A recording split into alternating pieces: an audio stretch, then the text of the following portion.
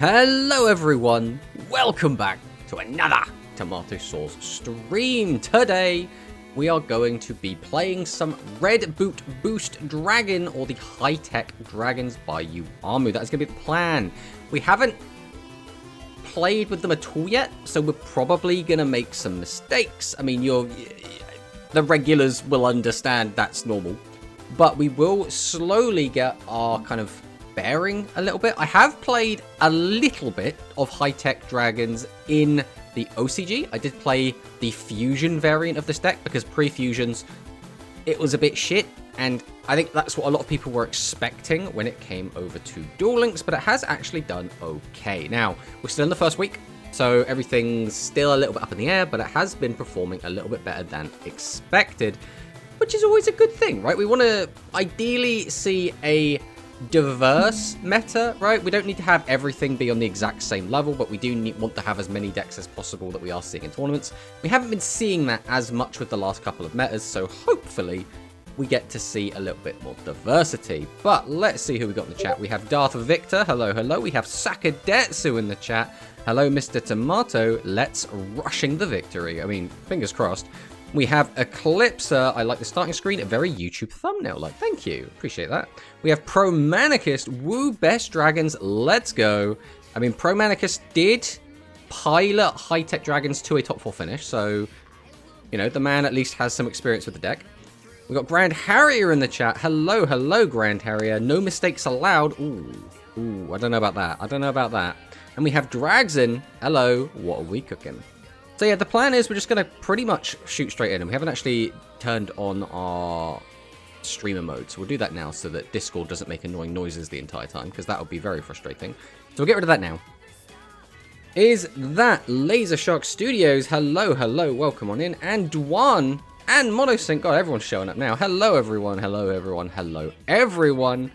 I guess we're just going to go straight in. I don't think we necessarily want to be playing straight away because there is like some yappy stuff. I think getting the yappy stuff out of the way quick is probably the way to go.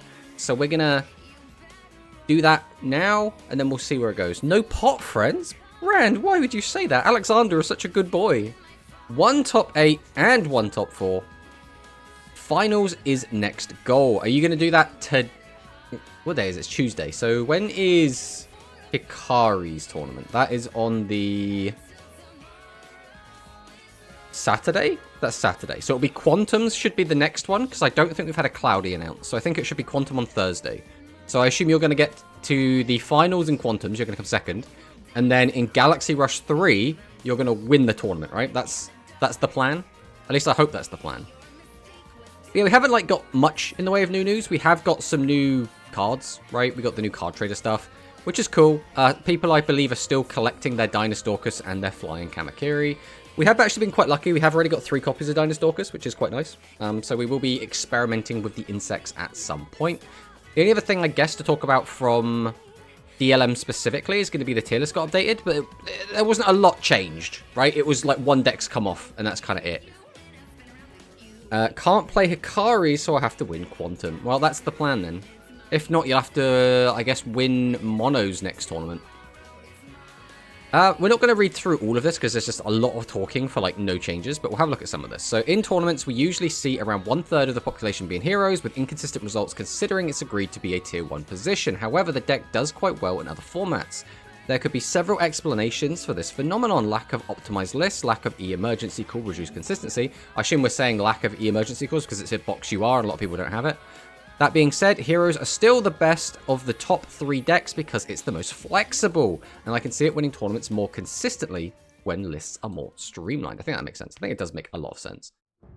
Hello, Hikari. Welcome, welcome on in. So that was Georgia. We've got Paris here. Heroes have recently started to see success, but it also has seen some fairly poor conversion rates. This can most likely be attributed to suboptimal deck lists and a lack of understanding when it comes to how matchups are supposed to be played. So I think this is like multi-layered, right? Because heroes have like almost 2 debuffs on them.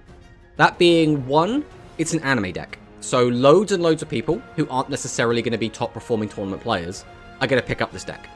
And 2, it's very free to play friendly because the majority of the deck is structure deck. which means, again, a lot of people that aren't necessarily, you know, big tournament competitors are going to be picking up this deck, which does mean there'll be a lot of worse quality players bumping up the numbers of representation but not converting, right? So I think that is going to naturally hinder the conversion rate. On top of the fact, again, the deck is still new.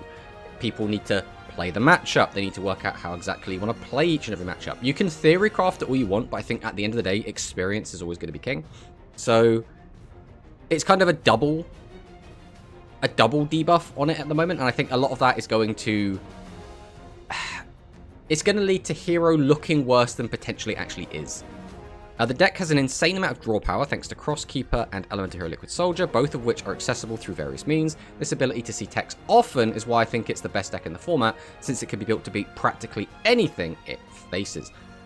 Yeah, I've played against this deck a lot. I haven't played with it myself, but in the games I've played, it does seem kind of nutty. We did actually win quite a lot of the games we played against it, but then again, we were only in Platinum, so we weren't exactly, once again, we weren't playing the cream of the crop, right? We were playing the dregs, and that's just how it's going to go. So I think playing against good hero players, I think we absolutely would have got smoked, because they, even playing like unoptimized lists, they still managed to absolutely pop off, absolutely destroy our boards, create ridiculous boards out of nothing. It was kind of insane. Liquid and Cross to limit 3. I mean, they could. Although Hero has relatively poor conversion rates in tournaments, given its representation, they still perform best overall. Hallowed Life Barrier has become a new inclusion in some hero. I haven't seen this at all. That's interesting. Particularly in leagues, but it hasn't seen much use in tournaments yet. Okay, that explains it. It's especially effective against Lyrilusk, as not only can they not deal any damage, but their engine also can't deal with hero monsters protected by Hollow Life Barrier. That's actually really funny. This allows the hero's player to use Super Polymerization next turn without letting Lyrilusk activate Assembled Nightingale. The problem with something like Hollowed Life Barrier is I feel like it's so hyper-specific. I don't know how good this card is against anything other than Lyrilusk, which means in a league format where you can side deck, or you can, you know, swap. You could have one player have a pre-sided version of a deck, or in some leagues they do just let you straight up side deck. You can tailor the deck because you know you're only going to bring it in and you're going to side in these cards when you're against specific lists, right? In a tournament setting where side decking isn't allowed, it becomes a little bit more awkward. It's interesting. I really don't know how good this card is against anything else. I would assume it's just not good at all into anything other than Lyrilusk, but who knows. We'll go down and skip to some other stuff now, because we don't want to just like read this all day. These are basically going to be the same. DD Crow, for instance. Again, it's basically Lyrilusk is still good. Lyrilusk is still good. The 3 decks of the format are basically Hero, Predaplant, Lyrilusk. I think everyone kind of knows that. Tier 3. Not too much to be said here. When it comes to Dragon Maiden Ghost Trick, I feel like the only way either deck can win is by going first. Otherwise, the advantage heroes generate makes it incredibly hard to keep up. This is especially true for Dragon Maid. Ghost Trick can at least try to run Dark Hole since they have a good matchup against Lyrilusk. However, heroes can run Elemental Hero Solid Soldier, which can play around Dark Hole. We will have to see what will come of these decks in the upcoming weeks, but it's not a great outlook. Yeah, I think all of these decks are kind of slipping down a bit. The one deck that stands out here for me is Sky Striker. I feel like Sky Striker hasn't, at least I haven't seen Sky Striker do anything in so long. Like, again, I'm not primarily a speed guy, but every time I look at tournament results, I'm not seeing Sky Striker in like top 8, like anywhere. The tournament lists doing well are mostly on it now. Honestly, GT and Striker should fall off, in my opinion. Maid and Shadow can stay. I mean, I kind of get that. I feel like Dragon Maid doesn't do super well into any of the top 3. Like, I haven't actually played much against Lyrilusk. Predaplant, I remember playing against it, and it was a massive pain. Heroes, again, we actually have quite a good win rate against heroes, but I think that's the players, not the deck. And Lyrilusk we just haven't played, so like, that's a bit awkward. I know Dragon Maid has a disgusting matchup into Ghost Trick. We've also got a pretty good win rate into Shadow. I don't ever see Sky Striker. Sky Striker's the weird one for me. I never see it. Like, I see more Star Seraph than I do Sky Striker. And Star Seraph the one that's come off, which just seems weird to me. It is good in the mirror because you can shuffle back your Super Poly with Crosskeeper and search it next turn because Hallowed Life will guarantee that you survive. That is a good shout, actually. I didn't think about being able to recycle it. It's a weird one, right? Because Hallowed Life is like... If we go back up to where it was. It's basically... It's basically Waboku. It's like better Waboku, but with a discard attached to it, right? I'm not gonna lie, I don't like Waboku style effects in Duel Links. I don't mind them so much in like TCG or whatever, but in Duel Links, they just feel really antithetical. I don't really like the idea of, well, if this goes off, nothing else matters for the rest of the turn, right? It's the same thing with, is it Samsara? I think it's Samsara.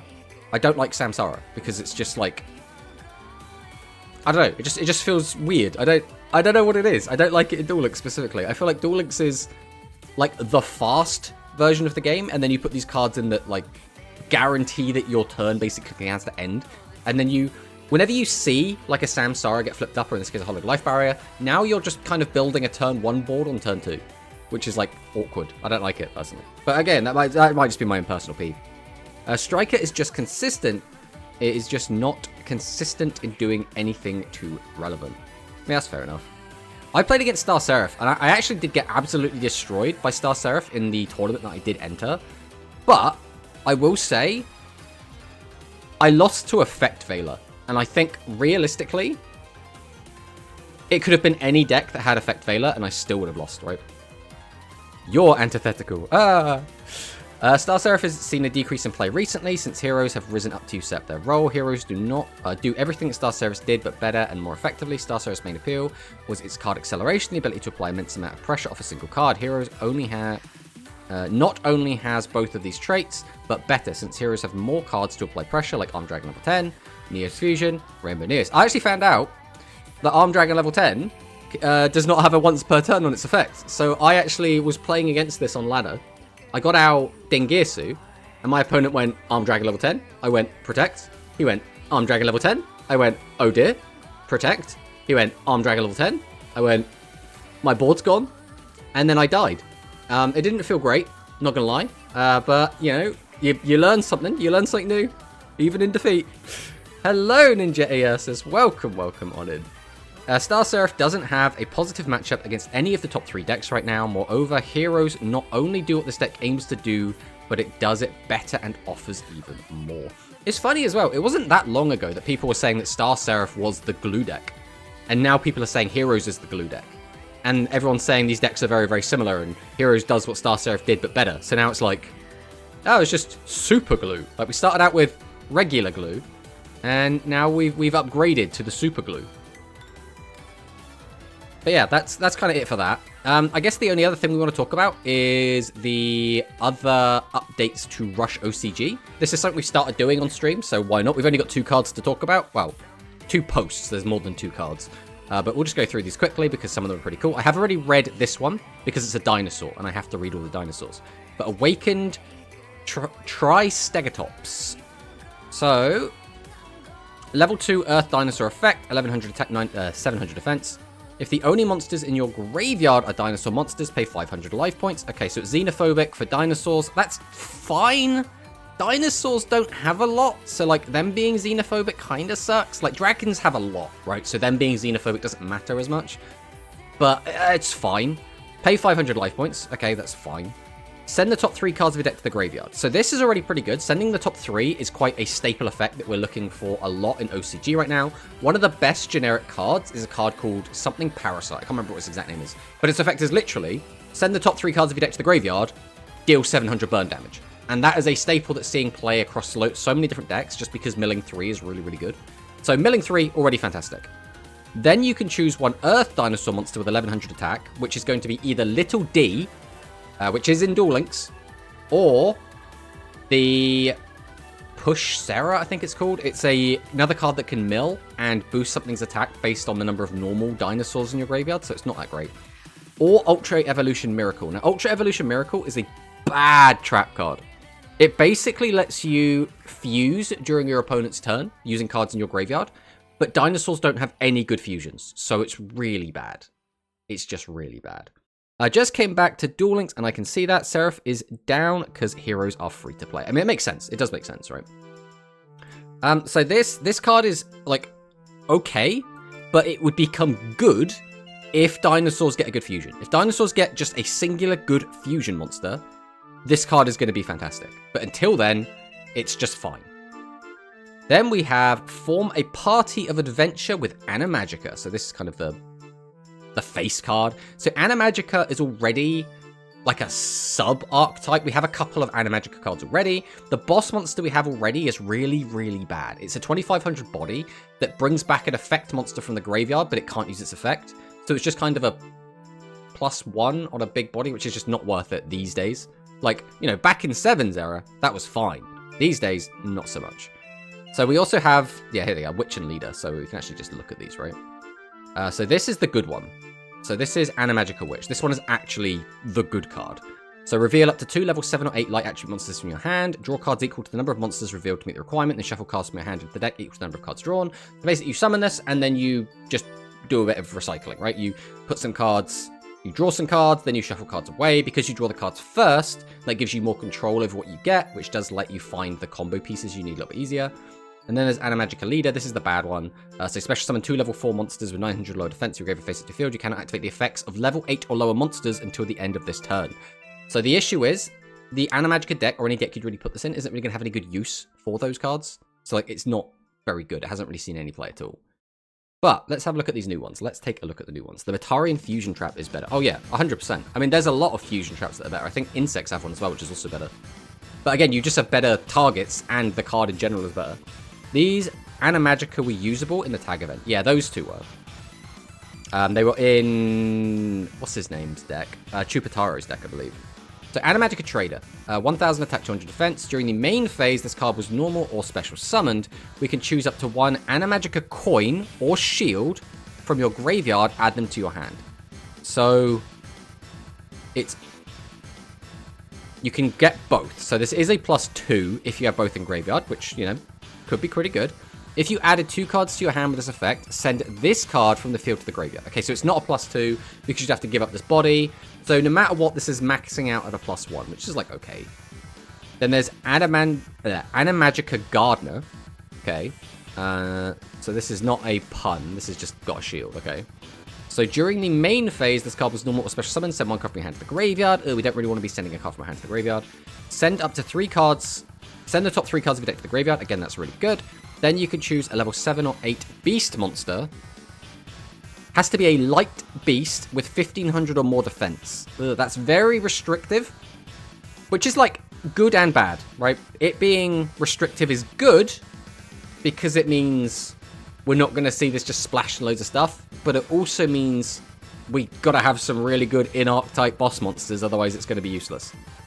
So next up, Animagica Sorcerer. So face continuous effect. Face up beast monsters in your field gain 400 attack and their attacks pierced.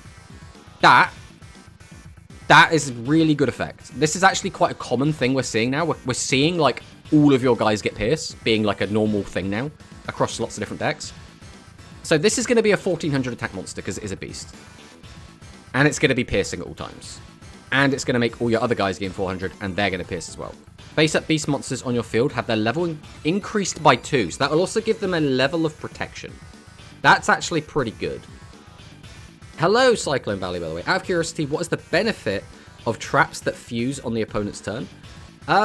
So, some of them will do other things. Like, for example, the Metarian one lets you fuse a guy, and then it will let you, like, pop a thing on the field as well. So, like, it's like, oh, here's a free body, and you're going to destroy something. So, like, it would be fine without the fusion.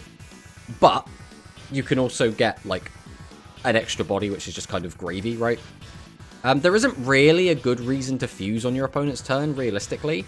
I guess for insects, because I believe insects can fuse on their opponent's turn. I'd have to, like, look it up again. Because I don't play insects, is the problem. At least not in, like, character draft with Alex. But they have an insect which says that your cards can't be destroyed by card effects. So I guess, like, doing that would be, like, okay. But, like, you can't chain, right? So you'd have to do it preemptively anyway, so it doesn't really matter. But the main reason to do, for example, the dinosaur one is because it's the only way dinosaurs can fuse using cards in their graveyard. So ideally, you'd just rather have a spell card that just lets you fuse them. But, you know, they don't have that, so they just have to use the trap, which is a bit awkward.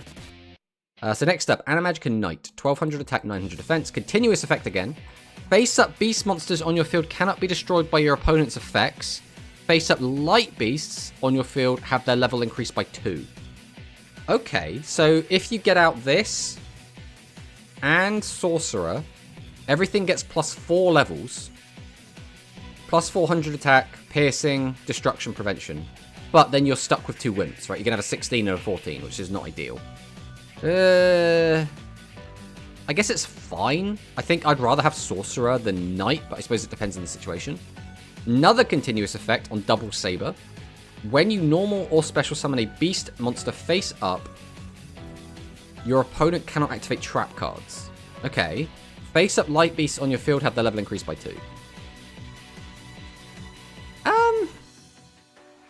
I mean, this is useful, right? There are a lot of traps that can be activated when you normal summon. The primary ones are going to be things like Shady. Is this... This is probably more of like a side deck card. I don't know if I'd want to like... I don't know if I'd want to main this. Out of all 3 of these, I think Magica Sorcerer is the most like useful. And then probably Knight, and then probably Double Saber. But like, they're all like fine. So next up we have Animagica Whip. So we're getting to some boss monsters now. This guy has 2000 attack, 2500 defense. You can tribute summon this card by tributing 1 light monster. Now that doesn't say light beast, which means this is going to be very splashable, at least as a 1 tribute monster. Place 1 beast monster from your graveyard on the bottom of your deck. Choose 1 face-up monster on your opponent's field with a level lower than this card's level, and it loses 2000 attack. Okay, so we want to raise our level by getting out our continuous effects. Then we can reduce our opponent's attack by 2000. Okay, I mean, that's okay. That's not bad. We're kind of a little bit restricted into Beast because of this part of the effect. But, like, other than that, this part's generic and this part's generic. It's just this part that needs you to have Beasts. And then we have Animagica Shooter, 2500 attack, 1500 defense. You contribute to summon this card by tributing 1 light monster. So, again, semi-generic. During the main phase, this card was normal special summon, so again, generic. Choose 1 monster on your opponent's field, change its battle position, then you can choose 1 face-up monster in your opponent's field with a level lower than this card's level, and destroy it. That... I don't like this. I don't like this. The issue is, this is generic. Almost every single good archetype in the meta right now is... light. So you can just play this as like a 1 of or a 2 of in any light deck you want. Get it out relatively easily by distributing 1 light monster. Then during the main phase it was normal or specialed. We can just change a battle position. And again, notice this is choose 1 monster on your opponent's field. So you can use this on a face up or a face down. So you can change something that's face down into attack position so you can get to your opponent's life points. Or flip it up and then just pop it using this card's effect. So, the only thing I don't like is that this is too generic. Now, is this, like, fantastic? Is this a ridiculously good card? No, it's not. But, it is splashable in anything, right? So you could just see, like, people start playing this in just about anything. And this is a problem we started seeing in OCG, is there are a few too many splashable bosses, and they've started to, like... reel that in a bit, but now this just feels like we're going back in the other direction, and I don't really like that. Hello, Hans. Welcome, welcome. Appaloosa is back. Is it anime? Kinda. I mean, looks pretty anime. That seems very good, and I don't know anything about speed duels low or rush duels, I mean. Yeah, it's pretty good. The one saving grace is that you have to run the guys that increase its level to pop, like, maximums. But if you do have, like, 2 of those continuous effects, you can get this up to level 11, and then just pop maximums, right? Which is pretty good. So next up we have Coin. So Coin and Shield, these are the cards that we can get back using the first card that we looked at. So this is a normal spell card. Choose 1 monster on your field, send it to the graveyard, then you can choose 1 level 7 or 8 light beast monster with 1500 or more defense in your graveyard, add it to the hand. But after this effect's activation, you cannot activate the effects of monsters whose original level is 6 or lower until the end of this turn. So it only locks you out of low-level monsters after we've used it, not before. And we just add it to our hand. So I guess we could get out, like, Shooter. So what we could do is, like, summon Shooter, use its effect, then tribute over Shooter to get out something else. Then use Coin to get back to the first Shooter. Then tribute over the, like, another monster, get it out again, have 2 bosses. Get, like, double pop. That could actually be really good. And then Shield is an equip spell. We expected it to be equipped to a Light Beast monster. Gains 600 attack and defense, and its level is increased by 3. I don't think this card will see play. I don't think this card's good enough. 600 attack and defense is, like, nice, but it's whatever. Equip spells are still equip spells, right? They're just kind of bad. Increasing the level by 3, again, is nice. But, like, we've got continuous monsters that we can do anyway, and spell trap space is usually quite tight, so I don't think Animagica Shield is going to see any play. But you never know. You never know. I guess the other thing we want to do is take a look at some tournament results. We should probably finagle this a little bit. That one? There we go. That looks a little bit better. Now we can actually see the tournament names. So, new meta. We are in Boost Red Boot meta now, and we have seen Dragon Fusion actually doing quite well. We have also seen Red Boot get a top 4 finish and a top 8 finish. So far, new deck's looking quite good. But again, honeymoon period. It's still the first week of the new box, so take everything with a grain of salt. We have been seeing Psychic still doing quite well. I don't think anyone expected Psychic to suddenly disappear, but the murmurings I have seen between Twitter, between Discord, between people that are actually quite good at the game is that Dragon Fusion does seem very, very strong, and they do think it is going to be fighting for a top 2 spot in the meta, so I think that does make a lot of sense. I think realistically, this is probably ish how we're going to see this going forward. Like, a lot of Psychic, a lot of Dragon Fusion in the top 4. I would not be surprised if that continues into next week, or I suppose this week. And then I guess the last little thing to talk about is going to be Rush Rivals. We have already had so many people sign up for Rush Rivals. It is actually kind of nutty. The only negative with people signing up for Rush Rivals is there's going to be so many people that won't be able to take part, which is very sad. Because ideally, I would like everyone to be able to compete, but unfortunately, that is not the world that we live in, so that is not going to be the case. But it is very apparent that there is a specific day and a specific time that is the most popular, which means we're probably going to be going with that, right? Because whatever is the most popular time/day is always going to be, you know, what we're primarily going to be working around, right? Like, the most important thing is that we get the correct number of people. So if the only way we get that is to go for the most popular time, that's what we're going to be doing. But yeah, Rush Rivals, I'm really looking forward to it. I think it's going to be really, really exciting. You okay, Valley? Do you want something? We did already say hello to you earlier, but we just keep posting the otter. Now, I'm going to ask you this, Valley. I'm going to ask you now. You did redeem a challenge last time. Do you want to duel now? What is this? So this, Grand... Oh. Gunkin, Suship, Shari subscribing with Prime.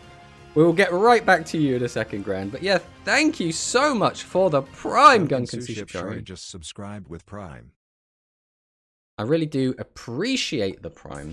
Absolutely madman for giving that. Thank you so much. No, too early? Okay, well, let me know before the end of the stream if you want to, and we'll do it then. So for Grand's benefit, who wasn't here last time, Rush Rivals is a little thing that we're doing as sort of a community event. So it's basically going to be like a game show for Rush Duel Links, is basically the gist. So we'll just go over this like briefly. Rush Rivals is a series. It's going to be streamed on Twitch, most likely uploaded to YouTube. The format of the show is 4 to 8 players completing challenges that award cards, skills, and points that are added to their pool and can be used to duel each other over the course of 8 weeks. Every challenge and duel will be either on Duel Links or streamed on Discord, depending on the challenge, and all information-based challenges will only apply to Duel Links knowledge. Each episode is broken into 2 halves, with the first half being a challenge that will test your Rush Duel knowledge and skill. These challenges will sometimes involve dueling, but other times will test you in other ways. The second half being single best of 3 against one other competitor using the cards that you have unlocked over the course of the series. You will play against a different player each week, effectively playing 7 rounds of round robin until the final week, episode 8, where each player competes in a knockout bracket. So this is basically just a bit of fun. And we're just going to be getting, by the looks of things, 8 players. We had to said that if we didn't get enough, we would just do 4. But we have way more than 8 people signed up already. So we're going to be doing it with 8. And, you know, it's like we say, every week we'll record a session. We'll do, the first half will be some sort of challenge. The second half will just be best of 3 duels. And then we'll go from there. We'll keep track of it all, see how it goes, right? And then just all of the rules and stuff. If anyone's interested in reading this full rules list, if we do !Rush Rivals, which I can chuck in the chat myself. This will have a link to this document if you want to read through it yourself. But that is what Rush Rivals is. Now, what else do we have here? Are any of the Rush structure decks good enough to buy and play? So the Cyber Dragon one is going to be probably the most relevant, to be honest. That one still does see play and still has a lot of support to come in the future. The Hero one is still good, but it's not, I wouldn't define it as meta relevant. I would say it is more rogue, right? But the cards in there are still okay. It's basically self-contained, so you don't really have to go into any boxes if you don't want to. And again, it will be getting more support in the future. But if you're talking like right now, do you want to just buy like a structure that will be useful? The Cyber Dragon one's probably the best one to go into, but you will almost mandatorily have to go into the Cyber Twin.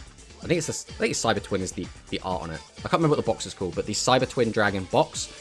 And you'll have to probably go through it at least once, probably more than once. Do you have a link for Discord? Yes, we do. Discord should bring up our list to the Discord server. I will win Rush Rivals Trust. Well, Hikari, assuming you make it in, I have high hopes for you. I do hope that you can show everyone how powerful you can be in a limited format. But I guess now we're just going to hop in, right? The deck we're playing, I suppose we'll take a look at it quick. We should like read through the cards so that we actually have an idea of how this works. Again, we are the type of person that learns by doing, so we're going to make mistakes regardless.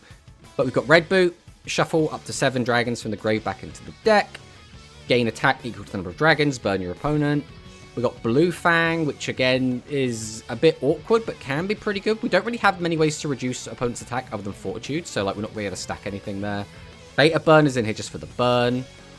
Triad Drago for draw. We got the flip and the flap to flip stuff up as well. We also have a prismatic flip, by the way. I didn't even notice we had that.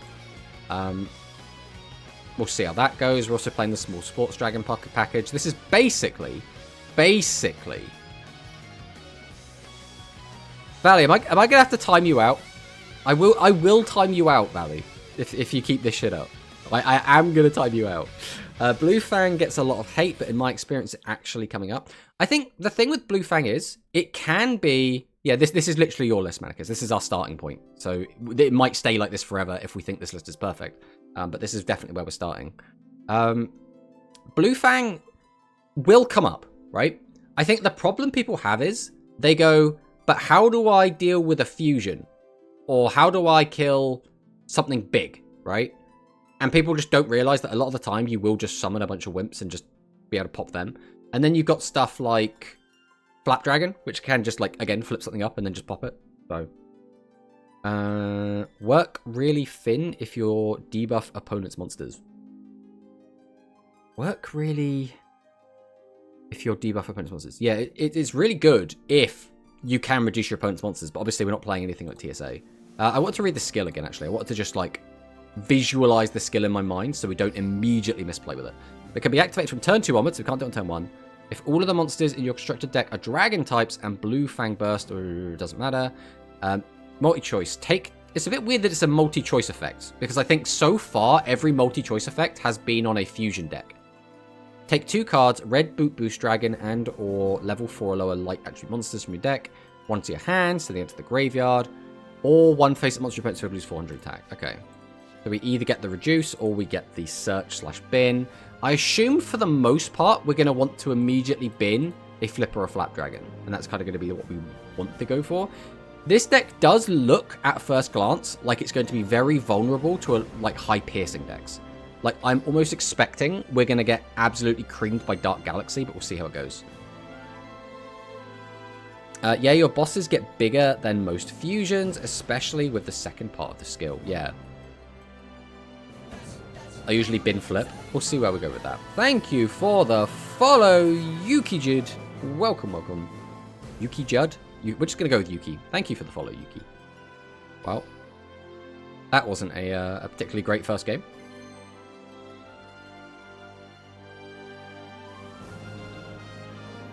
Flap, I keep to apply pressure.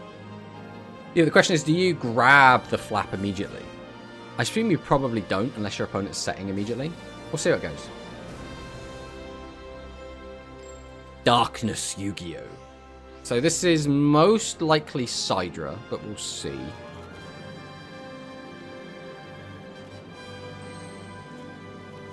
Well, I guess we just want to get some of this stuff in the graveyard. I don't really want to slap boot down, but like I also don't want to brick. Let's just hope. We just won't draw another boss immediately. Hi, how are you? I'm doing great. Welcome, welcome on in. If you get to use the first part of the skill twice, I think you're in a good spot. That means you go second. Going first is not so good. Okay, that's good to know. Hi, Tomato. Hello, Luis Fernando. Welcome, welcome on in, my friend. Depends. I usually grab flap. You can search beta 2. I would slap it down, not gonna lie. Well, we have to learn by doing.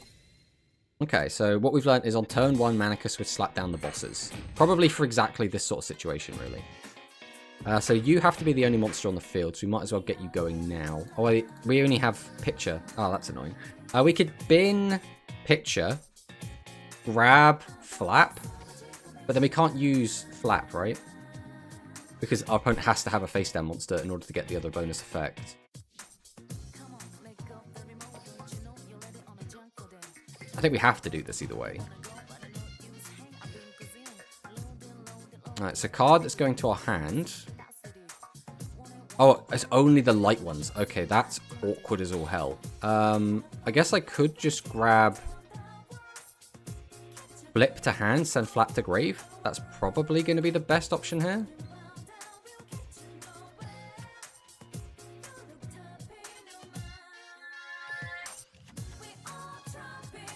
You can't bin the sports. Yeah, we're learning that now the hard way. Kind of sad, but it is what it is. So now we can summon this out. We will activate the effect. We're probably going to send a red boot here. We'll flip this down. Grab back flap. Now we can activate flap again, but like there is a flip to get back. We'd lose a card to get a card. I don't think that's worth it. We could just tribute these, get out one, tribute two, get out the other. Which is probably fine.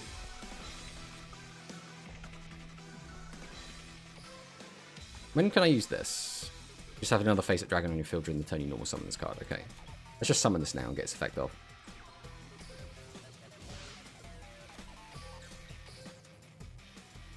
Tribute 1. Tribute 2. Is there a reason to not do that? I don't really think there is, right?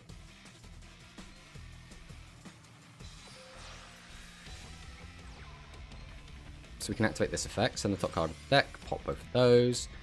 So I can activate this, discard this, get back the other dragon, flip that up. I mean, I guess. Like, I don't think anything changes mathematically. Come back, flip.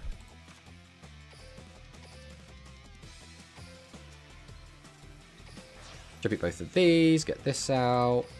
Go ahead and activate his effects. I mean, I guess we'll take some of this back. That's probably fine.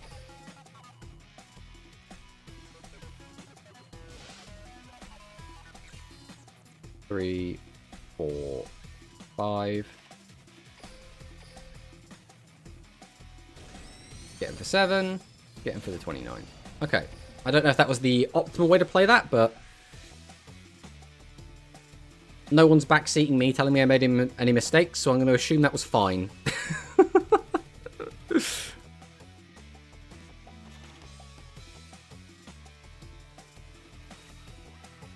Right, summons out the Sidra. Okay, this is a little bit scary. He didn't use the back row, so the back row is probably a spell. So that could be fusion, or it could be entry. Was the fusion. In hindsight, leaving one of these, or leaving the red boot in the graveyard would have made more sense. So we're going to lose one of these dragons as is. We might not lose both.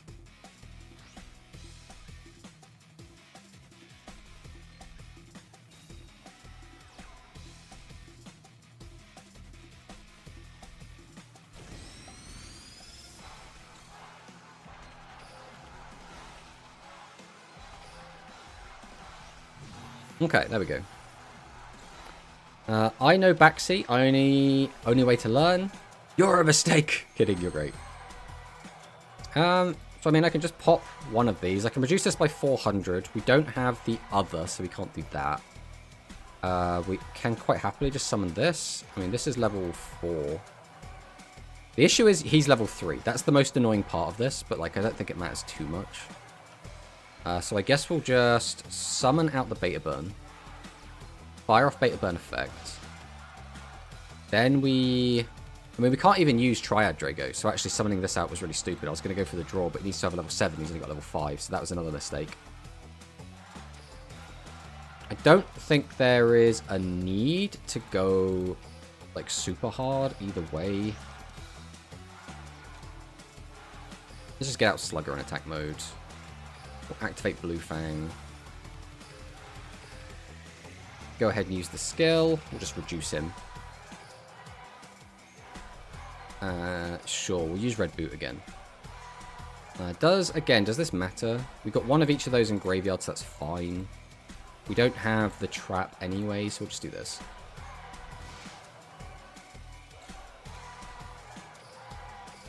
Right, has he got a legend trap or a slime to stay alive is the question. Okay, has got the slime. Was there any way for us to play around that? Oh, we would have had to... We could have got 2 more dragons in the graveyard. 1, 2, 3, 4. So we could have got a 600 more burn. So it wouldn't have been death, even if we had slammed down a second red boot. Just burn for game. Did we have the ability to burn for game? I don't think we did, right? Couldn't you win without attacking? Could I? 1, 2, 3, 4. Plus an extra 2 cards could be in the graveyard because I could have summoned out red boot. Did you use beta? Yeah, we used beta.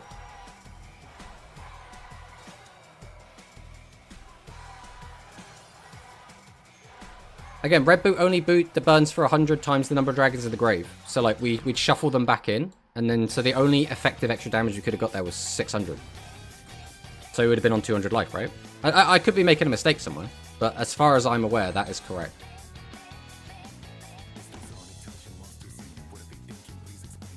How many have we got in graveyard now? 1, 2, 3, 4, 5, 6. So we just get a 7th into the graveyard, it's just game over.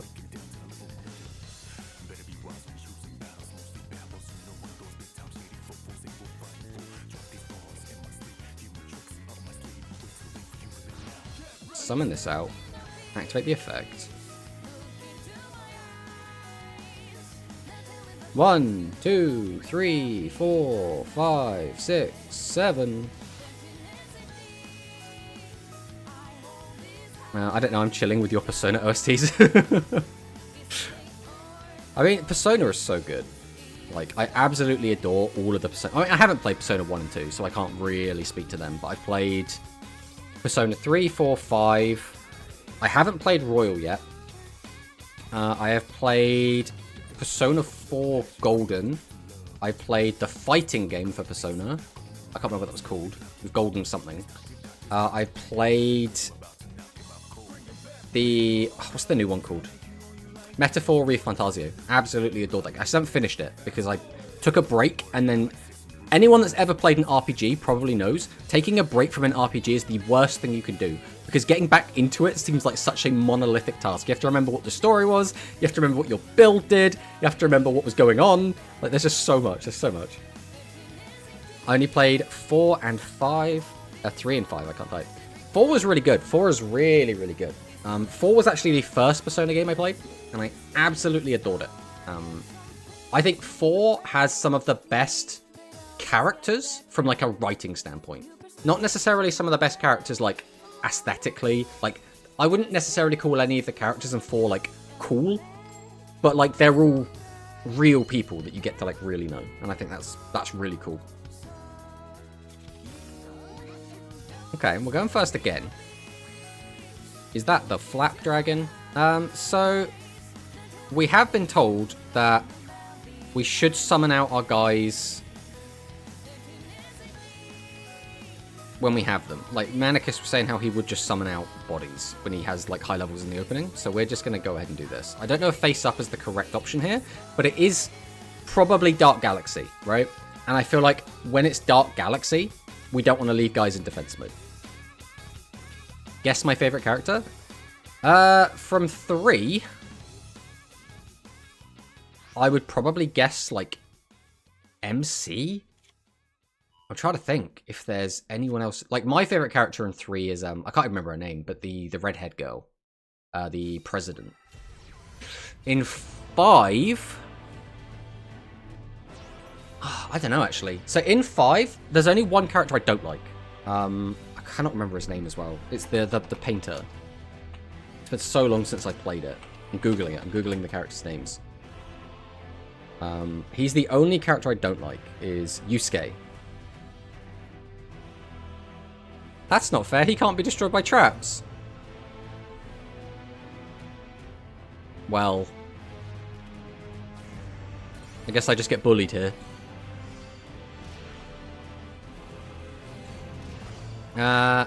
This is like the worst thing that possibly... If that was a Requiem, we were in such a good spot, but not looking good anymore.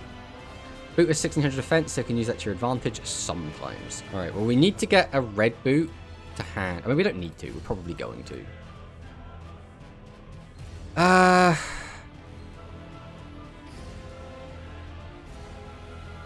have to flip... No, I don't have to flip it down at all, really. I mean, we have to just do what we can here, right? So we're going to use RB Drive. I want you in my hand.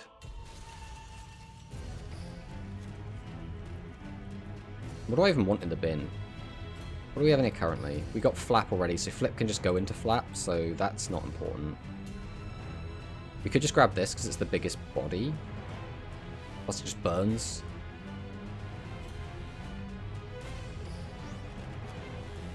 Do I even need to use Flip or Flap? I don't think I need to. I could just go bam, bam, bam. Get the draw. This is a 2, this is a 4.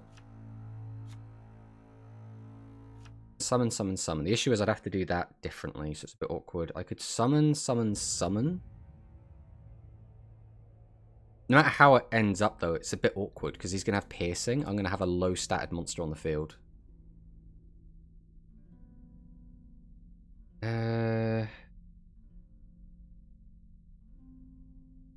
Alright, let's go summon.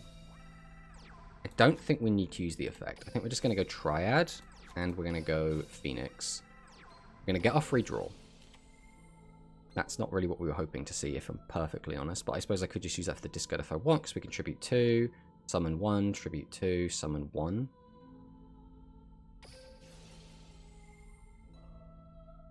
How many bodies are we going to end up with? So we're basically tributing all of these and this. So I don't... So I am going to want that. Okay, we'll get rid of this then. We'll grab this back. Now we're going to tribute this. And this. Summon out this. Go for the Triad Drago. Activate its effect to draw again. I mean, that's funny.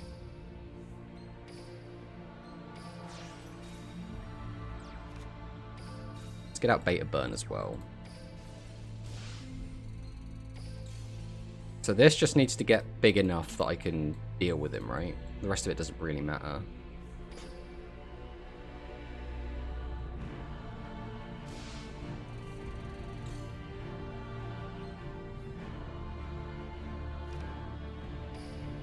And we'll just go to battle. We'll just swing over this. Oh, I've just realised he can't actually clear any of this. I mean, it's still better than putting him in defense mode. Was there a way I could out that? I don't think there was. I could attack in and take 100 damage. But, like... is that, like, the best option? I think I'm gonna. I think he's more of a vulnerability being left on the field. I think he is.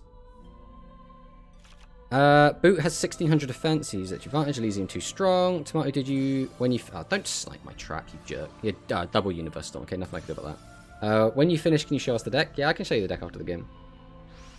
Still is not too good here. And how time you open the box is 2 time okay, or we should open 3 times? It depends which box, right, and what you're looking for, right? I'm trying to think. Did we make a big mistake here? Or did we lose just because we had the wrong legend trap? No. To be fair, he just drew Requiem plus TSA plus double, like, Universal Storm.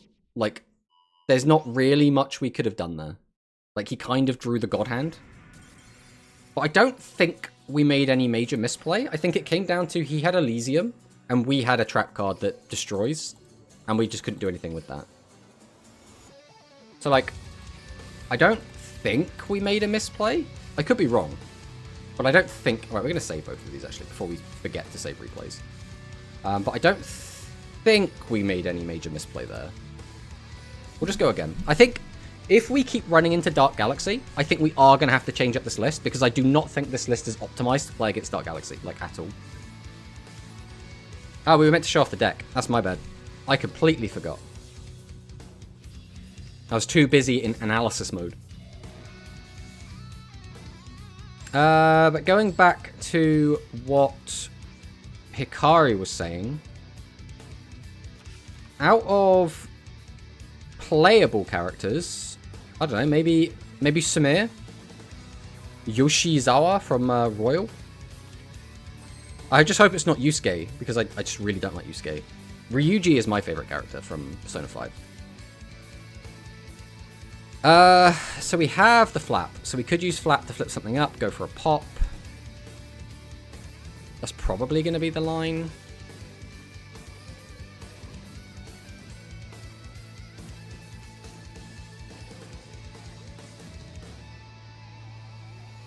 We're going to have, what, 1, 2, 3, 4. We only get 1 plus.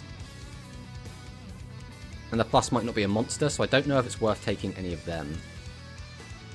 I think we just always take flip here. Oh no, we want to put flip in the bin. So I guess we always take beta burn here.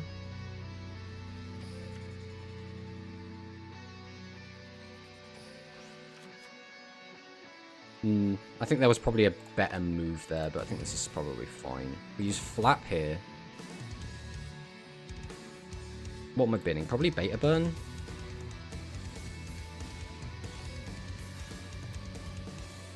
See what we're working with. We'll get back flip. Then we summon out... Oh, Triad isn't live because he hasn't got a high level. I always forget about that stipulation with that card. Like, I just always do. And again, there was no point in using that because I'm not going to have 3 attack position monsters. I am misplaying just constantly, and I missed out on the 100 damage from that. Oh god, this is by far my worst game so far. Like, this is just... Like, everything I did here I think was wrong. I think I should have searched a different card from the deck. I think I should have realised I wouldn't have had 3 attack position monsters in the end. Flipping up the monster was pointless. It only would have been 1,000 damage, but it's better than 200 damage, right? Like, I could have actually done, like, 1,300 instead of 200. Realistically, the board state doesn't change.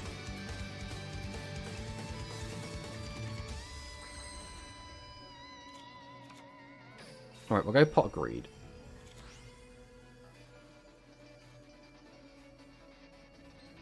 And we've got flip now and not flap, which is also annoying. I could tribute 2, get out this.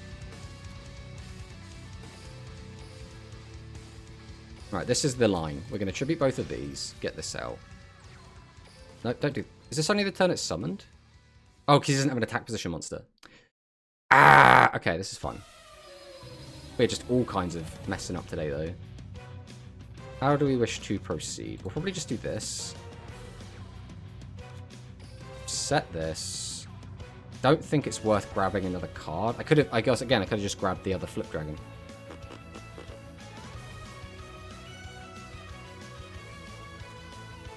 Oh, this is fine, whatever. We'll use Red Boot. Right, we already know this is a wash. This game is, like, so bad. We have played this so unbelievably bad. But, to be fair, I think this is the only bad game we've had. So, looking at it like that, this is actually not that bad. Go get him! Haha! Mine is Akechi. Ah! Akechi's like, okay. I like Akechi. The old Robin Hood. Alright. He's got to summon out a big boy eventually, right? You can't just not summon anything forever.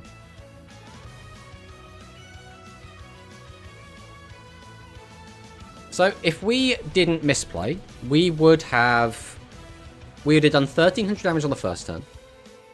On the second turn, we would have flipped something up, probably a 1500, and we would have gotten in for about, what, like another like 1300-ish? So he would be down like 2000. Like 2000, close to 3000. That's where we would be if we weren't misplaying constantly. I guess here we'll just do this. Might as well get the value off of it.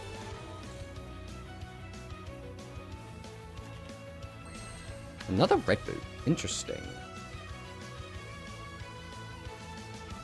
I guess we'll just go for the Blue Fang.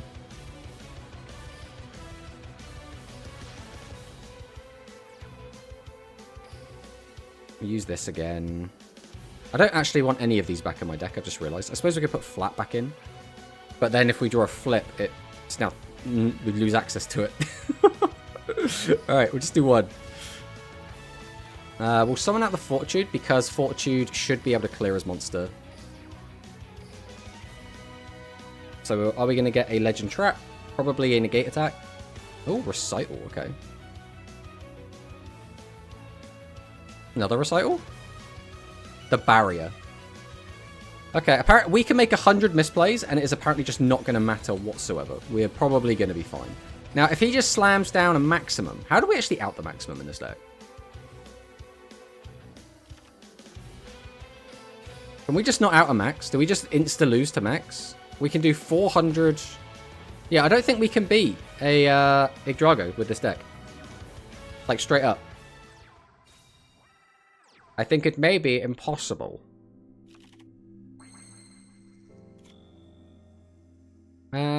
So I could get access to Flap now. Okay, so to my hand, I want Flap. For the bin, it's probably fine to send like Beta Burn. It's just going to come back into the deck in a sec anyway. Now we will just tribute over these.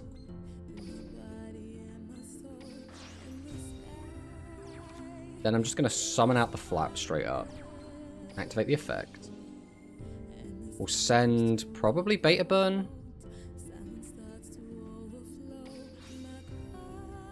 Flip up. We'll activate Red Boot. So this is currently, what, 14? Which would leave him on 12. So I need to put that 6 to try and go for lethal. I mean, we'll try it, right?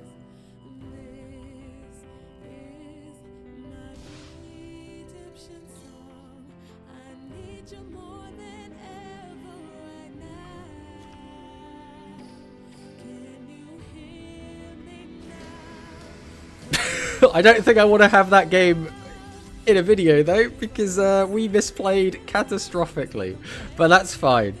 I've been thinking of taking Fortitude out, but there's nothing too beneficial you can replace it with at the moment. The win con when Yggdrago out is burn. Yeah, but like that's a lot of burn. Like imagine he gets out turn 1. How do we win? You need 2 Fortitude, the skill, and Red Boot. Right, and we only play 2 Fortitude. By the way, Manicus, are you playing 2 Fortitude because you only have 2 Fortitude, or are you playing 2 because you think it's optimal? I am genuinely curious. Double chance? Whoa, I don't care. I'll just take my 1 UR.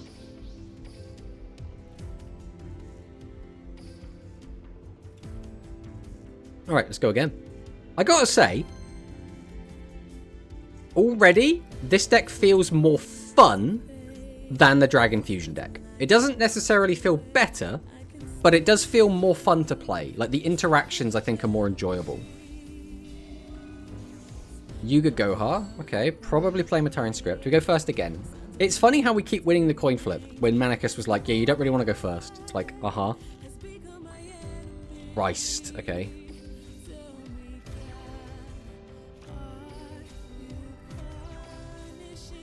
I mean, I guess we'll do this.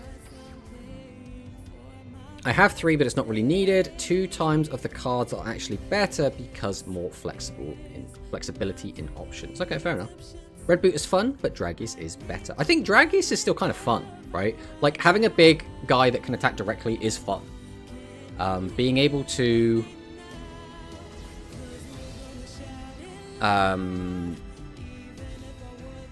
reduce your opponent's attack and get loads of multi-attacks is still fun. It's just... this is more fun. Right, here's level 5 out. We've drawn Pot of Greed. We could use the skill to get out a boss. The issue is we've got 2 Triad Drago, so we can't get the draw off of that. Let's start out with normal summon Beta Burn. We're going to go Dragon's Inferno. We'll hit this. Let's drop the Pot of Greed and see if this changes our options. Okay, we have a boss now. That does somewhat change the line. Let's go for the second Dragon's Inferno, because I really don't want to get tripped up. We can go Triad. We can go Sports Dragon Pitcher. That's right, it doesn't have a high level! That's the thing we always forget. We always forget it. We will never remember that. We can't get a reduce off that, which is, like, fine. The question becomes, do we want... I mean, either way, we're summoning this, right? That's just always happening. Shui is raiding with 9 duelists. Hello, hello, everyone. I don't, like, need it. So I don't think we're going to do it. We're going to set this. Then we can activate and just do the second part of the skill.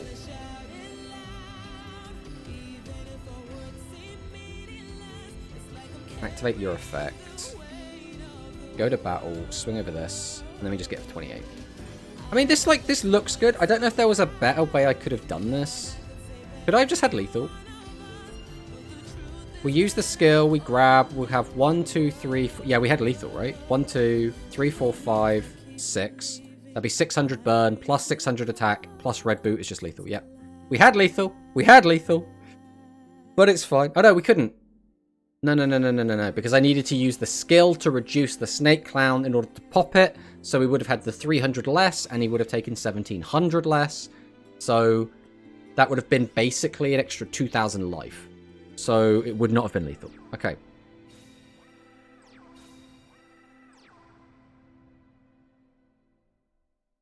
Go Dragon's Fortitude. Boop.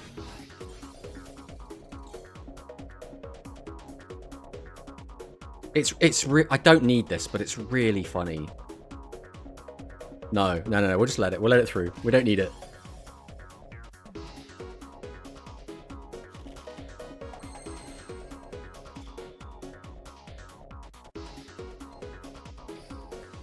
And we'll use Blue Fang. We don't have lethal with 2 monsters unless we like go really all in. Okay, that's fine. Again, that's not really worth saving as a replay. He just never did anything. So like, it's just whatever, right? Rip Reptile. Seems that way. Definitely seems that way.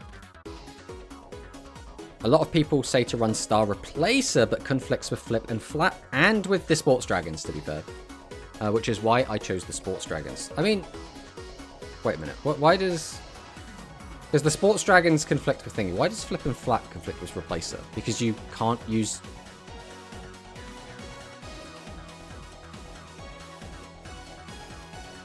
I don't understand why star replacer conflicts with flip and flap. Like, if you're bringing them out face down, it doesn't matter because you would do exactly the same thing with these, so that doesn't matter. It conflicts with, like, Triad Drago. But, like, this just says if the only face-up monsters in your field of dragons, so your face downs can be whatever you want them to be, right?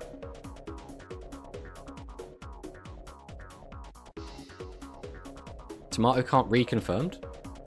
Are you sure, Manicist?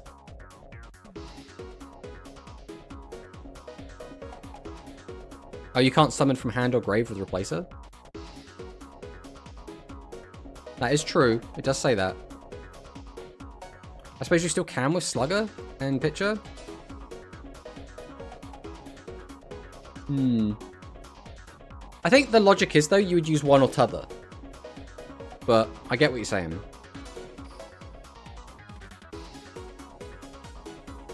Because the benefit of Star Replacer is you don't need anything else, you just need him. And then he just gets you an extra body. But then that's it, that's all it does, right? It's just an extra body. You're not getting the flip, you're not getting the flap. So this, I believe, is the same... Did we play against this guy earlier? But he swapped deck. The name looks familiar. I don't really know what our best bet is against Rebels, if I'm being perfectly honest.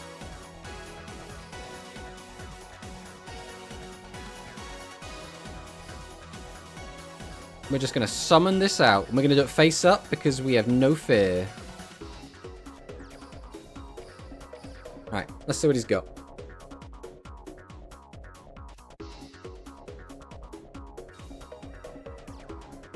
This is a little bit scary because the only thing we're worried about is exactly heavy metal. And this guy lets him perfectly get out heavy metal.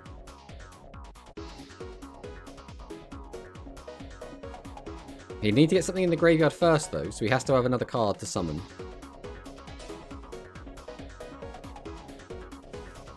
Outrunning Invasion. Okay, so that means we're not going to bother with the Shadow Buyer effect. At least not now. We are also just playing Rocker, because reasons. Oh, he's playing Hell Tuning Invasion.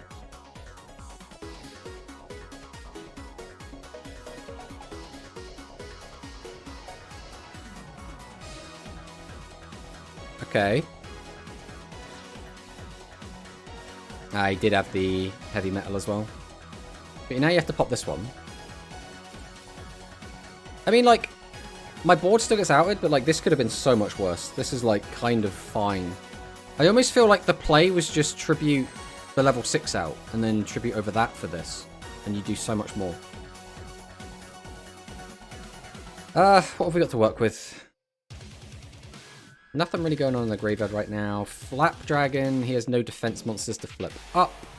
We can get the draw off of Triad Drago, which is something.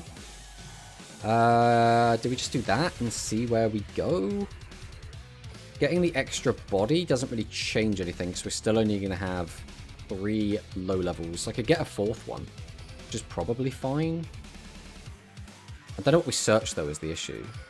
We don't really need anything. We could immediately grab Flip and then put Flap into the bin.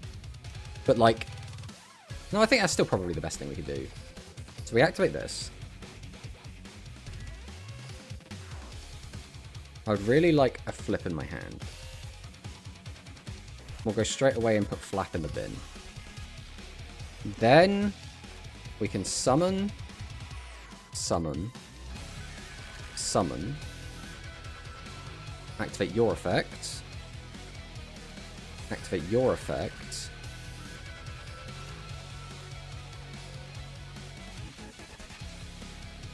probably just going to straight up activate you.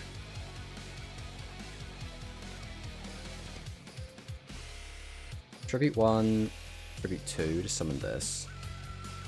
Oh, we don't have the bodies we need. We're 1 body shy. In which case it doesn't really matter, then we'll just do this. Activate your effect. Is it worth using you now? Probably not. Still do you, though.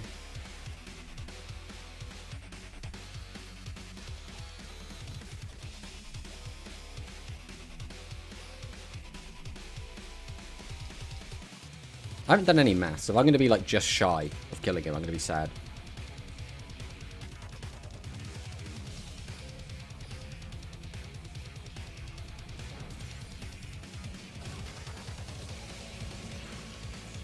Nah, we couldn't have killed him this turn, then.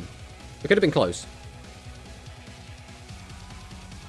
Sports are better because you can get +1 like Replacer, but you can still use Flat, which actually does come up. I have been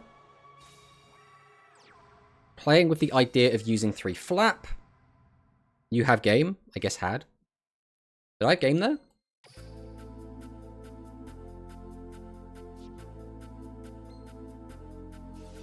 I could have used that effect, got that away, summoned out though. I don't see how I had lethal.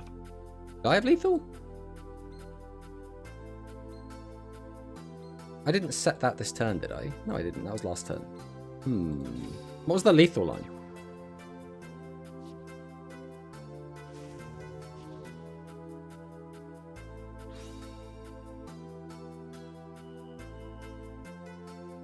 You could have ended with 2 bosses, burned a little, and attacked to set with a small dragon. How do I get an extra plus? Because I could have used Phoenix Dragon, discarded this, got back another boss, tributed 2, had it out, but then I wouldn't have had another small dragon. So if you can tell me where the extra body was coming from, that would be appreciated.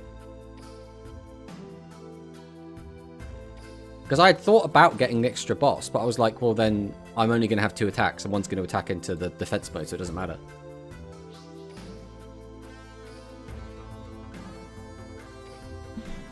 We go again.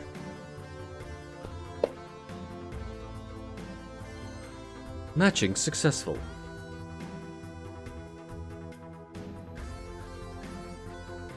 Josaku. Udius. Okay.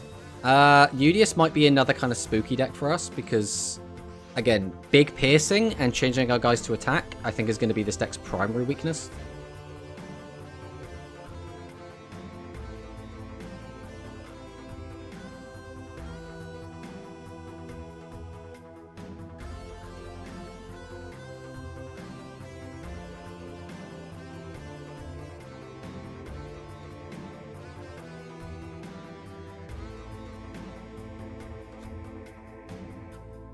Draws for turn.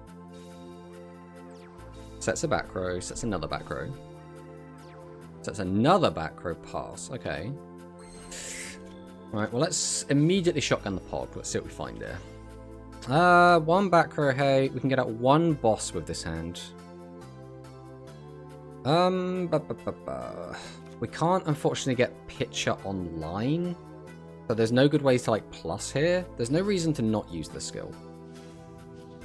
There's no reason to add a boss to hand, so we're probably just going to add to hand a beta burn, just because it's a big body. Unless we want to just grab something to send to the graveyard, because it's going to get tributed. Yeah, whatever we grab is going to get tributed off anyway, so I guess we'll just get Flip and Flap going. We'll grab this. Send this. Set this. I suppose we should probably summon and actually use this. I don't know if I need to use Dragon's Inferno right now, though. Nah, it's probably fine. I think I'd rather sit on it rather than like blindly going for the 33. Go 1, or go 2, or go 3. Any of this stuff we want back? No, it's all fine to stay in there. We'll go battle. So he has got something. He's going to use the slime, which is going to basically save him 1800 life. So we'll go for the second attack to see if there's a delay. There is not. We'll pass on that.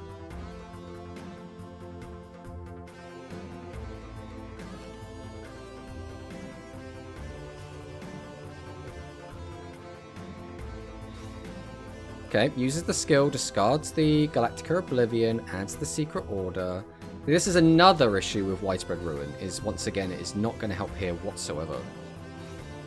Okay, he must be bricked up then if he's discarding with that, because there's no need to do that. If he doesn't use... There's no way he doesn't use Order, right? And he snipes the Legend Trap. 33%. That's sad. I mean, again, against this deck, it doesn't do anywhere near as much, but like it still sucks. And we have to not toggle off in case he makes the mistake of doing this. So we'll now do this. And we always take the freebie. Boop. Hey, Twitch is wanting to work now. Hello, Victor. Welcome back. So in the graveyard we have... So we got that effect on. The only problem is you. Let's go Slugger. I guess we'll fire off the Dragon's Inferno now, because I don't know if it's going to be relevant later on. He might have Rice, and if we did hit Rice, that'd be really good. We'll use Slugger effect here. We'll bring back Pitcher. Just give us the 3+. There's no point in summoning out Triad now.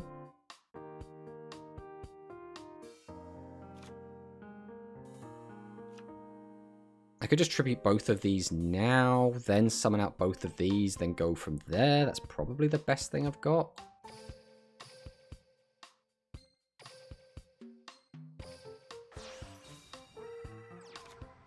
Summon out Triad, summon out Flap, activate Triad for the draw. Hasn't really changed anything, has it? Getting another body doesn't do anything. So we might as well just reduce his attack, I think.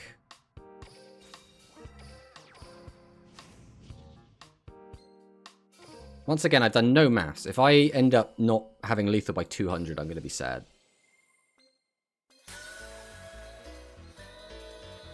I'm just going to send it. We're just sending everything. Full send. Let's go, baby. His back row should be nothing, because we saw it last time. He chances something about Light Galaxy still. Thank ya. Changes. I think it's a nerf.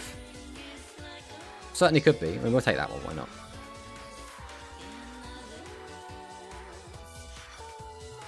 You have the time to think over plays? I mean, yeah, but at the same time, like, it kind of felt like a bit of a whatever game. So, like, it wasn't like a big learning experience game.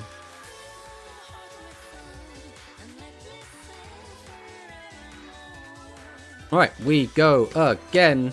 This, today, I feel like we haven't played against many people that have been, let's just say, like, playing good decks. Like, we had that, like, one Dark Galaxy guy, and every other game's been, like, kinda free. Here we go, Luke. Here we go. How are you doing tomorrow? I'm doing alright. Doing pretty good. I'm on a rank up game. We don't really... We don't have to rank up here, so I'm not really too bothered if we lose.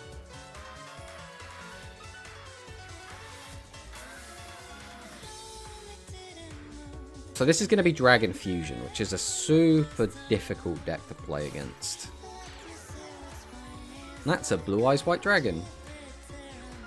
We beat a Blue Eyes... Okay, Fortitude reduced by 4. We can use the skill to reduce by another 4. So that's 800 off, so we can just attack over it, like, without too much thought required whatsoever, which is kind of nice. Do we just do that? Probably.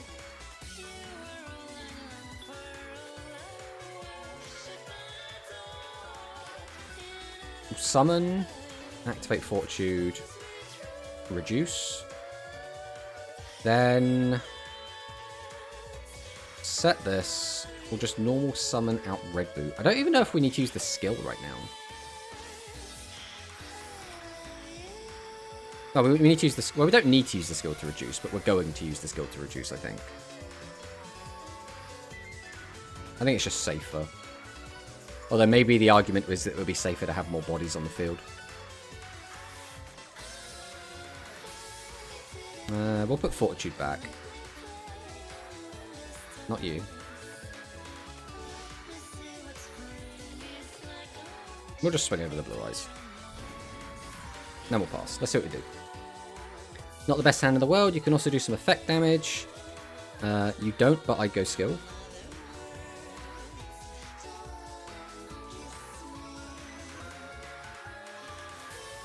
Okay, Phoenix comes down. Dragon's Inferno. That's completely fine. Just lose our own Dragon's Inferno. So he can now make another one. Which, like, isn't really the worst thing in the world. If it's just Blue Eyes and not really anything else, it's, like, super fine. Yeah, he's got 2 cards just living in his hand right now. So we can use that to get another body. We're probably going to use the skill to grab a boss. Flip it down, because that's effectively an extra 500. I think that's just going to be the line, right? There isn't really much more to think about with this.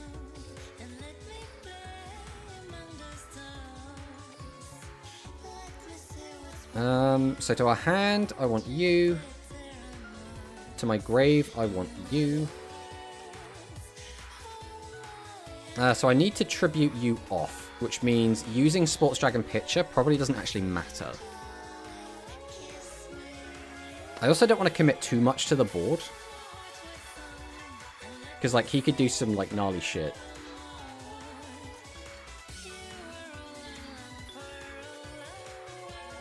Look, we don't have a ton of ways to get a load of big damage in here. Right, we'll go for you. Activate your effect. I think we're just going to send this. Flip this down. Grab this. I could use his effect to flip something else up, but I don't think it's worth it.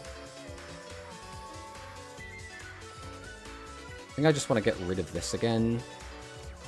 Set this. Set this. Set this.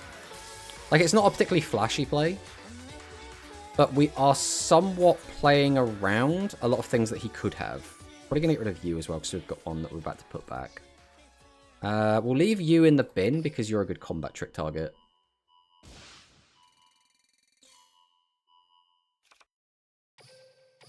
Because again, the issue is, if he's playing the Dragia Star skill, if we just have a massive board of dudes, we can allow him to get a double search.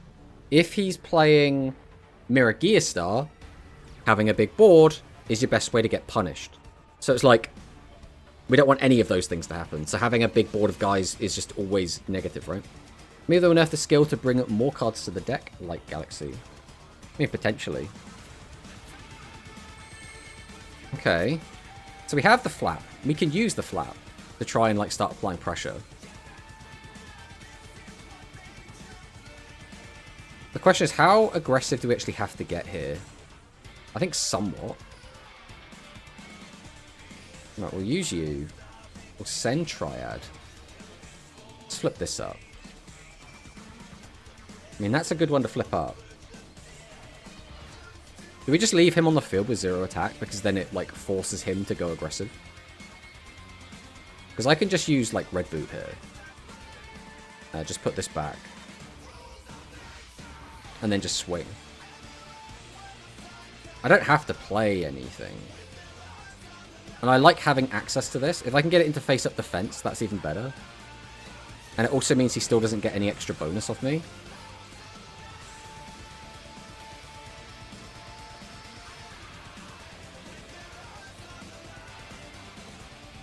Okay, just passes. I mean, that's pretty much perfect for us. We'll change this to defense. Activate the effect. I guess we just send Red Boot to the bin.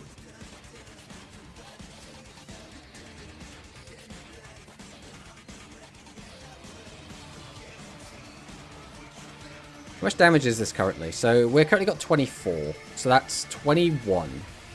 So if we send 3 cards back...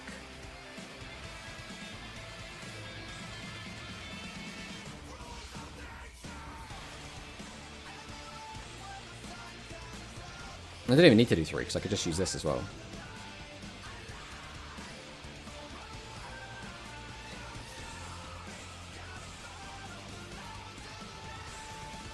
Okay, we got the negate attack out of him. Let's see what he does.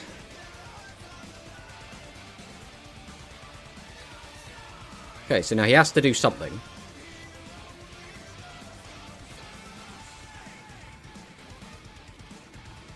Dragon's Inferno. Does he win the 50-50? He does win the 50-50. By the way, our Widespread Ruin has been popped 3 times today. And the only other time we had it, our opponent had cards that couldn't be destroyed. So our Widespread Ruin luck has not been very good. If we had just won the 50-50 there, the game is over. Right? We just automatically win. Because he attacks with Dragia Star, gets Widespreaded, the game's over.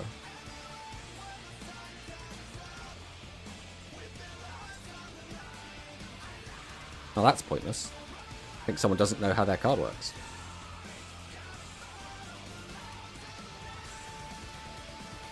Now, what effect are we going to use of Dragia Star F is the question. We are going to boost the attack, which is... I feel like boosting the attack is always the wrong choice. Like, always the wrong one.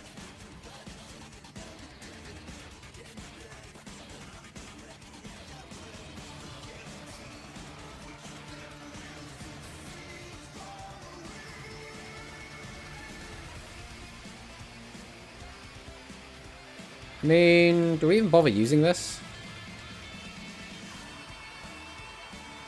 I don't think it matters. I think we just take this.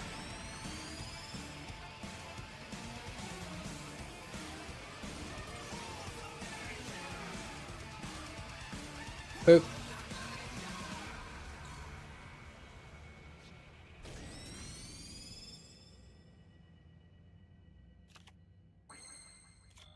The only scary thing is he still has a back row.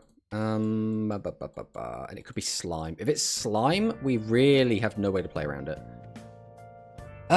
We can't burn him to death. That's just not happening. We can't play around slime.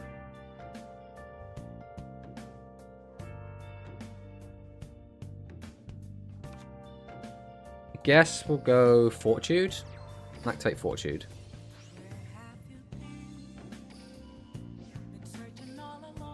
Guess we'll take this back.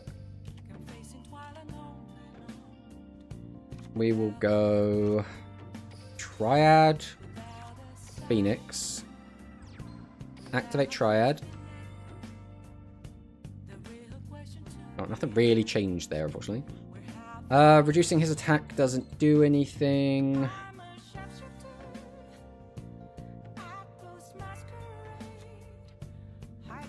Could just tribute these, get this, use that, get back another body. I could grab 2, but it doesn't do anything. So I guess we'll just do this.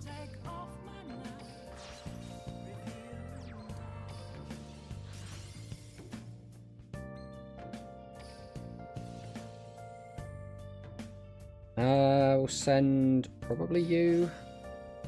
Grab back you. Normal. Or a card. Tribute 1, tribute 2. Summon this. Activate your effects. We'll put back.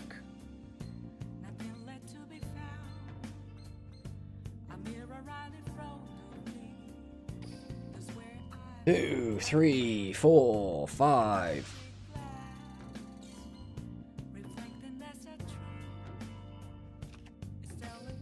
Use the skill. Reduce.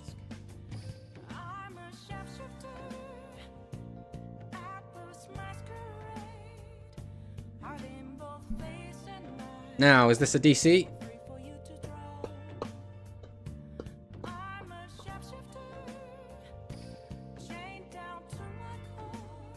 He has a chainable trap.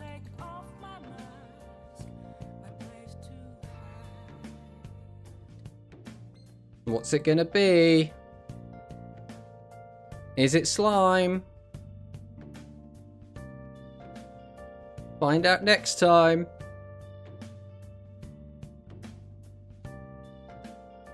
What you got for me, bro? What's it gonna be? It was slime. Of course it was slime. Why wouldn't it be slime? We haven't seen Mirageus. So if he doesn't have Mirageus... Mind you, even if he has Mirageus, we're not dead to just Mirageus. Or Mirageus Star, even.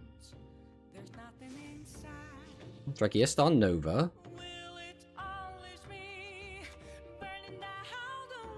Grabs the fusion.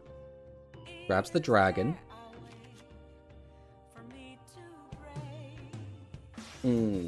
Summons out the Dragius. That's fine. Summons out the dragon. Activates the fusion. It's the other cards in his hand we have to care about. The rest of it doesn't matter. How many Infernos has he played? He's played at least 2. He's played 2. There's the third one. Ah, that is what is going to put the nail in the coffin, isn't it? Crap.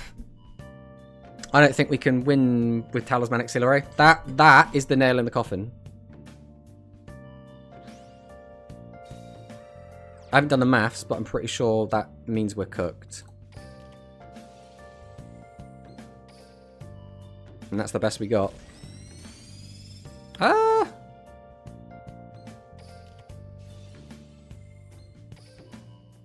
We living. We out here living.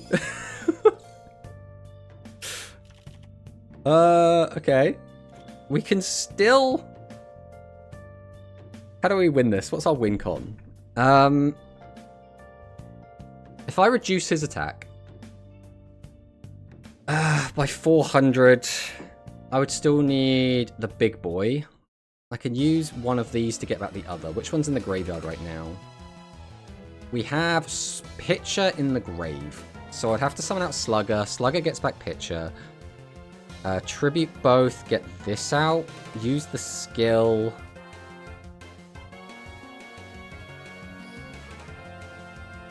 I don't even know which, like, half of the skill we want to use. Do we want the red boot? I think we have to get the red boot.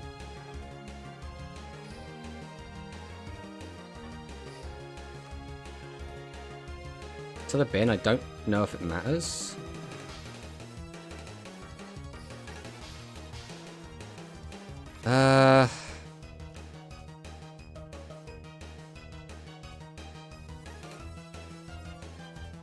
You have game with red boot? But can I do it without using that is the issue.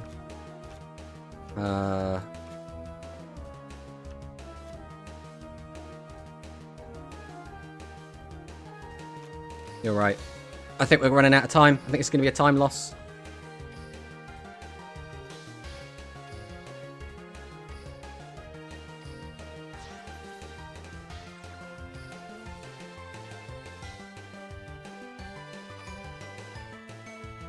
I'm done. I'm done. I'm done. I don't think we had lethal. Did we have lethal? It depends what his face down was, right? It depends what his face down was. I don't... If his face down was a 1500 defender, we lost that game, right? We just straight up lost. Because we could summon out, burn. We could have gotten out the boss, but if we got out... I don't think we had lethal there. I don't think we did. Our lethal line was that his back row is nothing. But the thing is, we know he was playing the high defense monsters, right? We know he was playing... oh, it's the last guy that's playing Draco the Tiny. If it was Dragosite, which we hadn't seen yet... I think it is... Well, he was playing Draco the Tiny as well. If he had any of these three as his defense position monster, we did not have lethal. So I'm pretty sure we would have lost that either way. I am almost certain we did not win that game, even if we didn't run out of time. I'm almost 100% sure.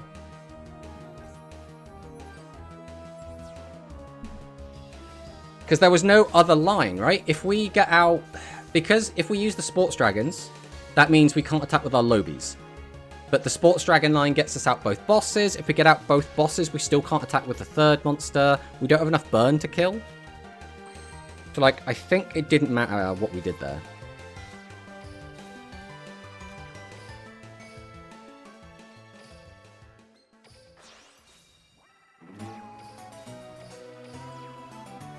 You also could have just searched flap, flipped the set, attack over it. Oh, that would have been good as well.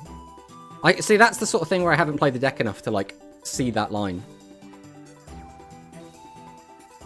Yeah, that would have actually been good. I think other than that, I don't think we could have won. I think we needed to search the flap. Speaking of the flap, I don't really want to just shotgun this, but... let's just summon the flap, activate the flap. We'll just send this. Target this.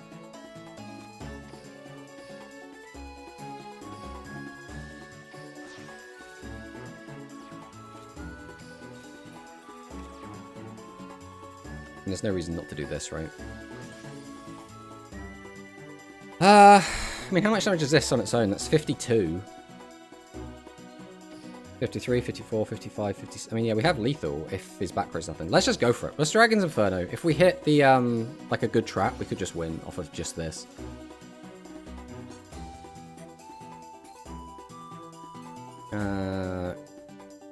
Yeah.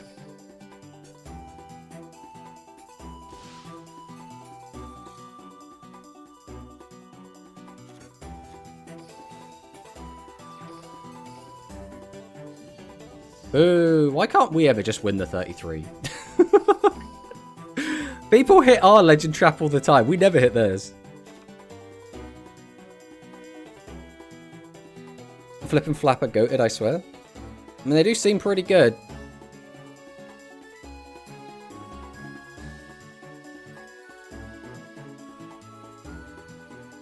So now he's going to summon out, what, Cyber Twin? Clear our board? Which, like, kind of sucks, but, like, we didn't have any back throws, so I don't think it mattered.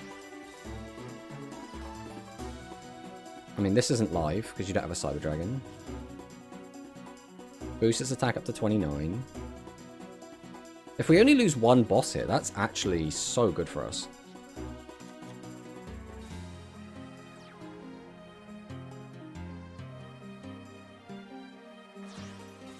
Oh, of course he had Golem in his hand.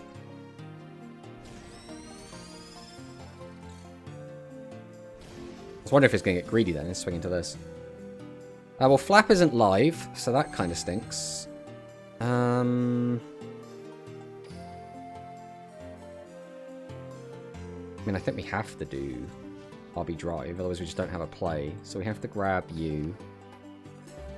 To the bin, I guess we'll just put Flip in there.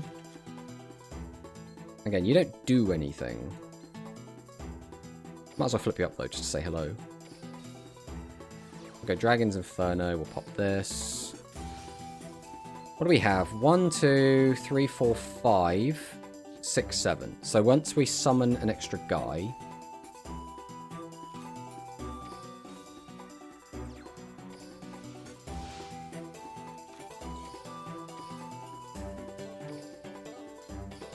Tribute, summon this, activate 3, 4, 5, 6, 7, because I need to get rid of this.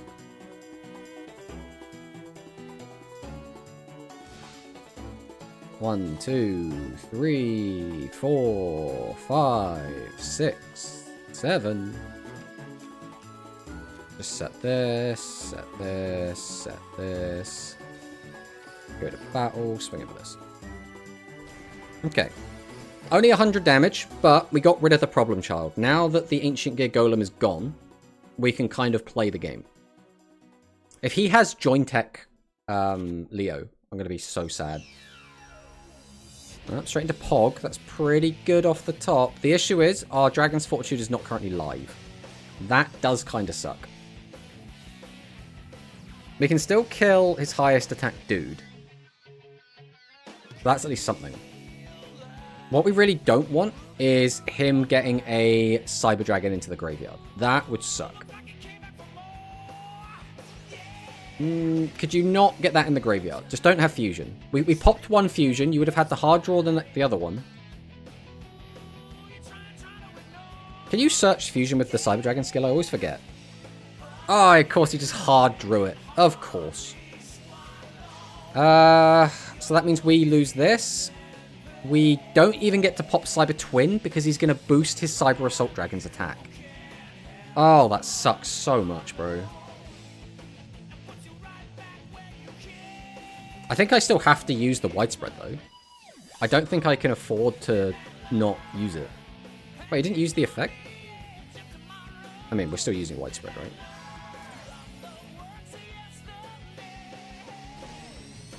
Hello, Tomato. Can search poly from deck or recycle from grave once. Thank you. Thank you, Alteris. The problem is there are so many skills now that do like a similar thing with fusion, and I forget if they all do the exact same thing. Alright, let's drop our Pot of Greed. So we haven't found our boss.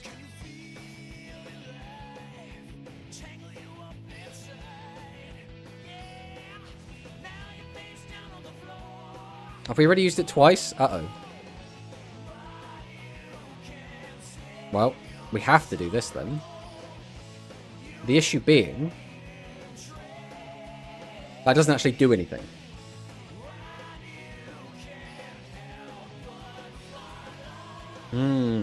Which means all we can do is set and pray. We literally don't have another option. I don't think you're going to do anything. You're, like, cute, but I don't think you're going to help either. So it's which one of these do we set? Which one do we hold?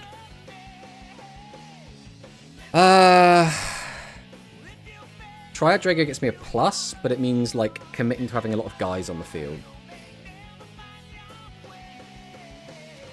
We're going to set the Fortitude and see if it gets punished or not. Right, let's see what he's got.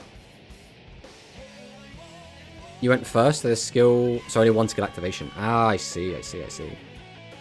Again, that's another thing I need to learn. Or remember. Get ingrained into me. Gain the muscle memory. Okay, Barrage of Steel. Okay. Dragon's Fortitude is fine. We don't mind losing Dragon's Fortitude. Summons out Craft the Drone. Discards and draws. Activates another Barrage of Steel, probably off the top. Hits our Inferno. Then activates Entry. I assume this is just going to bring back a regular Sidra.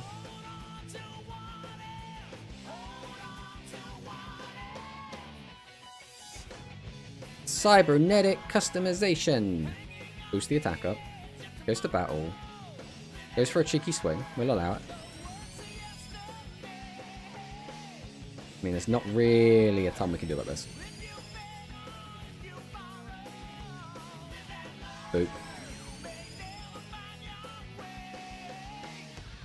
Did he just forget to attack us directly? Where are the bosses? We play 6 of them. There's only one in the graveyard. If he didn't forget, we would be in such a bad spot right now. But we're kind of still hanging in there because he forgot.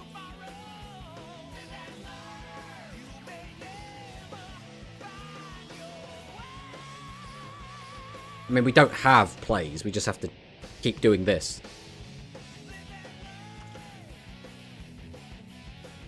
I still have to cog in speed, but really can't find the motivation to. I mean, if you're not enjoying it, just don't, right? The extra gems are nice, but they're not, like, necessary.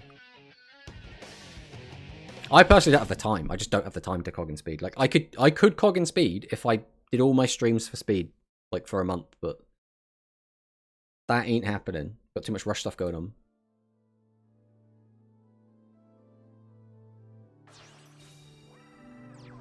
Another Cyber Dragon. Bruh. Am I just dead? I think we're just dead, right? That's a 28 direct attack at the moment. Yeah, that's 2 28 direct attacks. I can reduce one by 7, but that's 56. I'm taking 40 something. I can't do anything about this. We just drew so badly, bro. We couldn't play the game. Oh, this feels like ass. Come on, man. We just haven't found any bosses. We only got one in the grave and we searched it. I mean, that sucks. There's nothing we can do about that, though. That was just dumb luck. If we don't draw bosses, we can't play the game. Man, that sucks, bro. I feel like he played really badly. We really should not be losing to him, but our luck was so unbelievably bad, there was just nothing we could do. Oh, don't need that. Ah, that stings, bro. That stings. At least the other games, it was like we were learning stuff. That game was just, we didn't draw bosses, so we couldn't play the game. Alright, fingers crossed we actually get to play the game this time. Let's see what happens. We're playing at Xeno, who's playing as Asana, so we're expecting worms. Okay, it's not worms, it's probably just Cyber Dragon.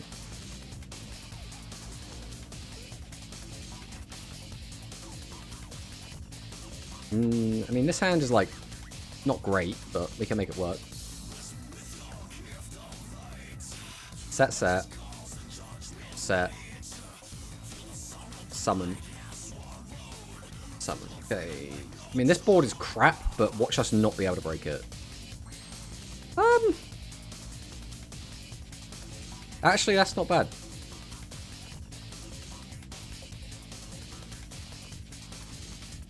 Alright, let's go Fortitude. Oh, he needs a monster with 2,000 attack. Oh, that's fine, whatever. We'll go Phoenix Dragon. We'll go Triad. Oh, Triad also isn't live. Ah, I'm just so mildly frustrated that his board is too shit for my effects to turn on. I'm just going to YOLO then, if we've already got this in attack mode. Just going to YOLO this so hard.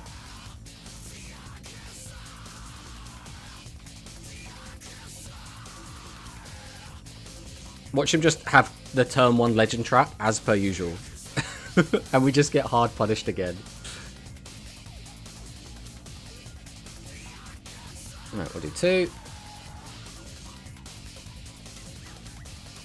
And then we'll do 2.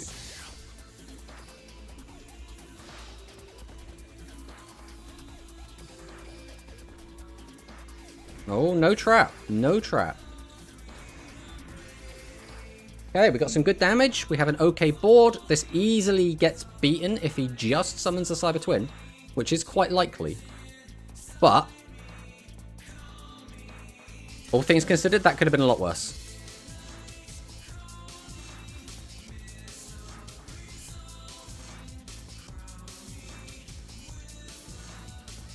I feel the skill needs a slight buff. First skill can be used twice per duel in general, and the attack produces 600. Yeah, I think 600 attack produce would be nice. Ancient Gigolan comes down again, which is a pain in the ass because we really struggle to find ways to out this in this deck.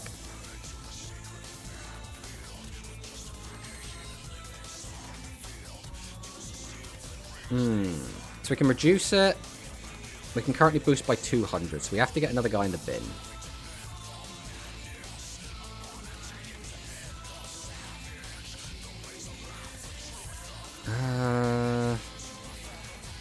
But you're irrelevant, so we'll just summon this. Summon this. Activate Triad, get draw. I mean, that's not bad. I shouldn't be, like, worried about that too much. I guess we'll summon out the Blue Fang.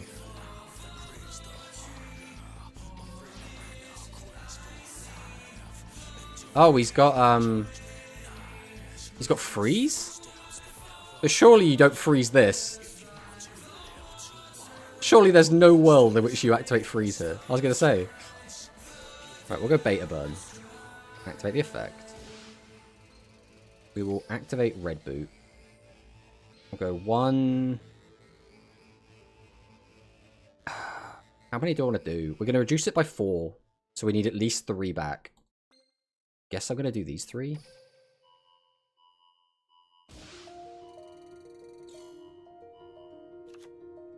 Watch him have, like, the barrier or something.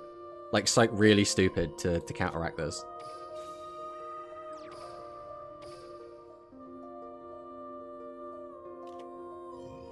Okay, Widespread's fine. That's at least a real card. The problem is this is Ancient Gigolan, so our Battle Trap doesn't do anything. Also, what is it with our opponents opening Legend Traps every single game today? Like, what is going on? Why put the monster in attack, though? I could understand against Dark Galaxy, but yeah, it is a bit weird, right? But I think a lot of ladder players do that. They go like, oh, well, if it's in defense, it's just going to die, so I'll put it in attack mode. Like, people used to do that, like, at the very start when Rush Duel first came out, because there wasn't, like, many ways to punish, but...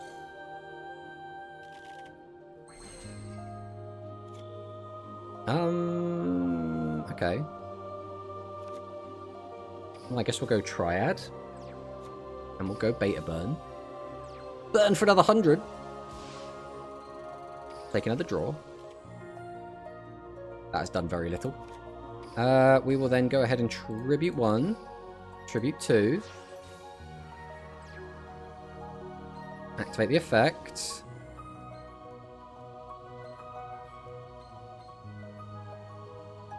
Sure, we'll do these.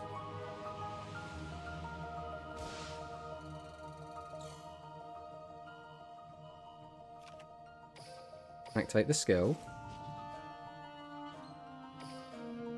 Reduce. How much is this? 216? I could try and threaten lethal, but like... ah, screw it. Let's try it. Go get him, champ. I swear to God, if you have just like a really shit combat... Oh my... We even called it! We called that he was going to have the sodding barrier. We called it. We're going to lose because this guy sucks. Ah! Bro, it's so sad when you lose because they're trash. Because they're trash. If he was a good player, we would win this game. But because he's like a free-to-play, like, not actual Rush player, we're gonna lose. This is so sad. Bro, come on. Well, we couldn't play around it. There was no way to. And because we've got widespread, we can get rid of the Ancient Gear Golem. Yeah, this is over. Let's get out of here. Let's get out of here. I don't want to hear it. We basically lost to just Ancient Gear Golem plus drew 2 trap cards. That's so cringe. That is so cringe, bro. That is actually cringe. I'm genuinely upset by that. I'm genuinely upset by that. That is so like, We even called it. We called that we were going to lose to the barrier. We fucking called it. Oh, bro, it feels... We were going so well during like the first half of the stream. And like for the last like half an hour, it has been just bullshit after bullshit after bullshit. Like we've just either not drawn any bosses, or our opponents have like god moded us. We've run into legend traps constantly and our legend trap gets popped, or our legend trap just doesn't do anything. I'm actually thinking we might take widespread out. Widespread has actually fucked us up twice today. I don't actually think we've resolved it once. It's either been popped, we've milled it, we haven't drawn it, or our opponent is in a state where widespread just doesn't do anything. So I think we are actually going to remove widespread.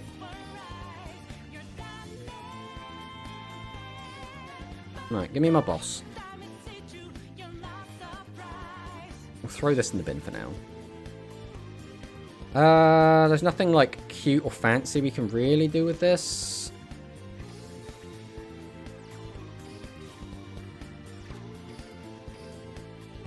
Tribute 1, Tribute 2, summon this. Summon. Activate the effect. You can stay in the bin.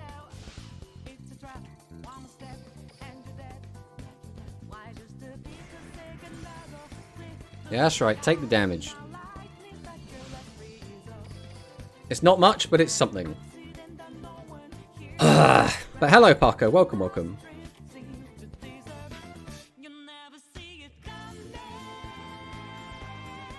$1,500 attack. Use the skill. So he mills. So he grabs the Star Trancer. Okay.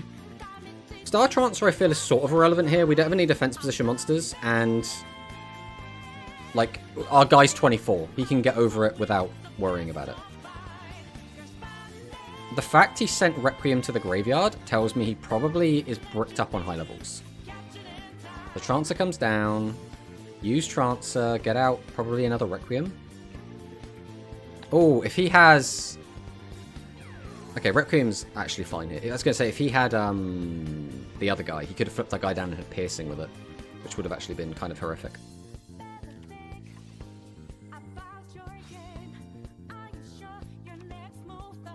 Star Trancer back to hand again. Are you kidding? You had double corridor, so even though you were bricked up, you just got to freely unbrick yourself. Oh, that's kind of cringe. Are we dead? No, he can't get a discard, so we're not going to be dead. We also don't have any light monsters, so he's not going to get an additional bonus.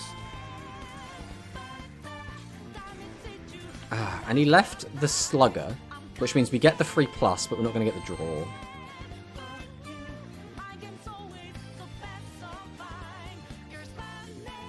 So we can bring this back. We might actually use the skill to reduce. Because I could summon this, discard, get back another. We can't attack with another one anyway. Right, we're going to summon out the Phoenix Dragon. Activate the effect.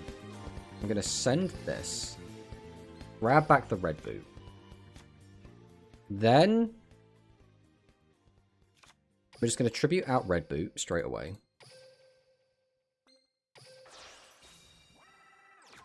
Summon out Triad. Activate Triad. Tribute 1. Tribute 2. Summon out Beta Burn. Activate Beta Burn. Activate Red Boot.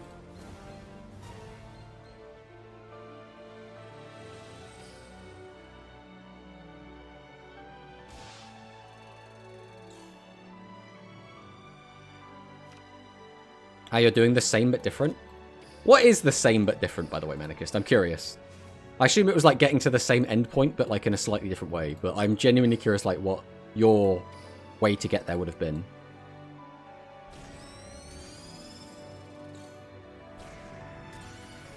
He can't attack anyway because of the sports dragons. Yeah, that's fun.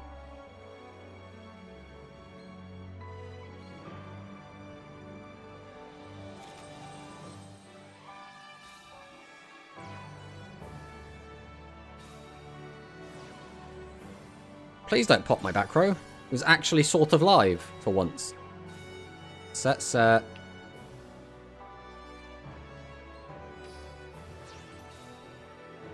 Summons up Trancer and just walks over that. So I assume he has drawn into one of his good traps. All we need to do is draw some back row hate. Come on, double back row hate off the top with Pog.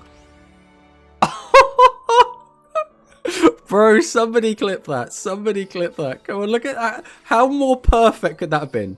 We ask nicely, and the game's like, you know what? Yeah, go for it, mate. You've had a rough one. You've had a rough one today. We'll give you a freebie. We're like, yeah, okay. I'm saving that one. Oh, that was dumb. That was so dumb. Oh, bro. We always take those. Yeah, double my gems. I always want my gems doubled. That's so nutty. That's so nutty. 3 Requiem, 1 Elysium. I mean, fair. 3 Draw Bros. Man, where's Lightwave Dragon when you need it? Oh, imagine. If we got Lightwave Dragon, though, not gonna lie, Blue Fang might be too good, right? Right, so originally, it didn't really matter. But we have the Thunder card that flips face down, face up, and reduces their defense.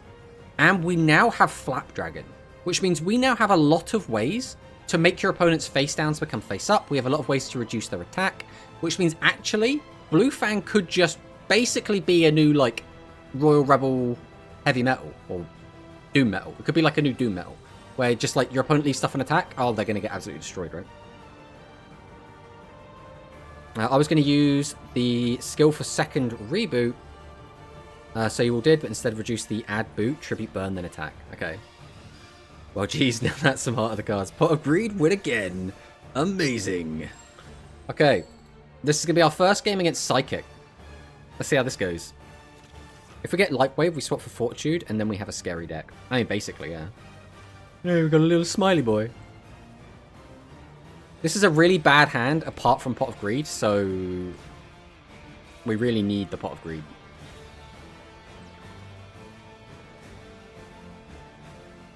Right, what's the bet that our opponent has opened a really good trap card to stop us from just, like, getting in for a crap ton of damage?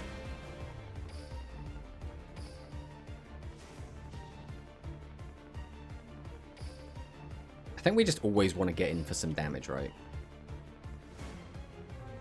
We have Flip and Flap, which is, like, almost a little bit awkward.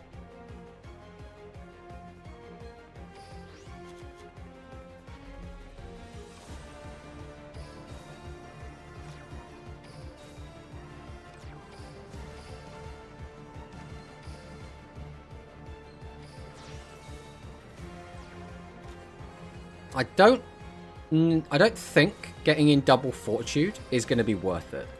I think it's such a small amount of damage it's sort of irrelevant. But I will put a Flip Dragon back. Okay. So, I mean, we could have gotten in for an extra, like, 18, right?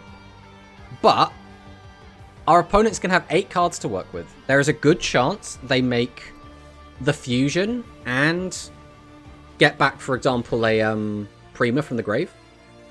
Reduce our entire board down to 0 and absolutely obliterate us. I think 8 cards is more than enough for Psychic Fusion to do that. It's an invitation. I still want a real trap card. Same old me. Maybe Emergency Return. Emergency Return's a weird one, though. I don't know how much play Emergency Return would actually see if it came out. Like, I think some decks would use it a bit, but I don't think the majority would. I don't think it's, like, that good. Right, Ice Pop Bear. Brings it back. Flips over a fusion that's face down.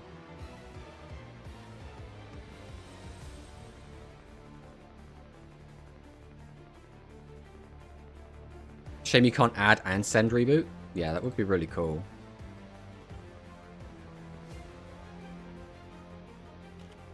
Yep. Fusion.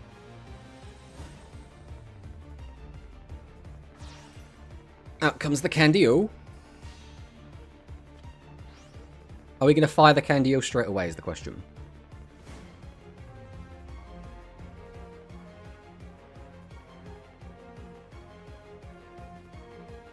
What will you do? Okay, we're going to use the Candy-O.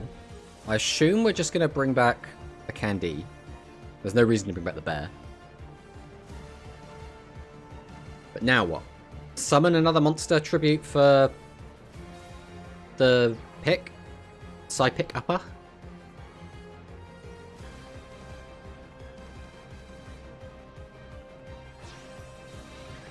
Oh, okay. I mean, yeah. Then we're going to use Divergence. I feel like we don't have... We're just going to double Divergence. Why? Because you're worried about, like, a Legend Trap stopping you? I think one Divergence is fine. You needed to make room. Second Divergence feels kind of silly.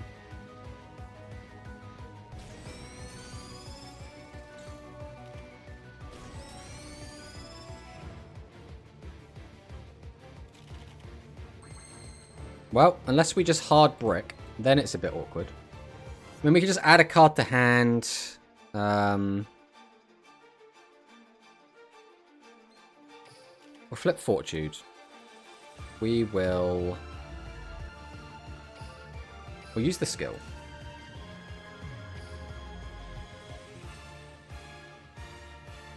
So we need flip. So I guess we said flap. No, we add flip the hand.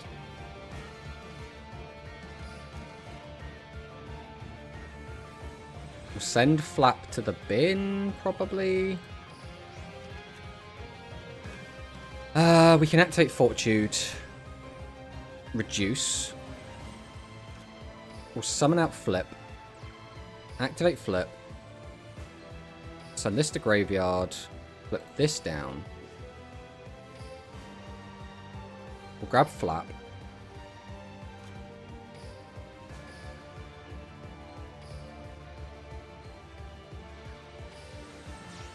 Summon this. Activate Inferno. We will just win the 50-50. That's not quite winning the 50-50, but...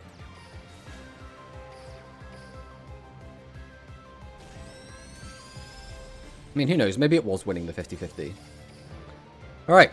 500 life. That's actually a very relevant number, because it means you can't Roman pick. At least not easily.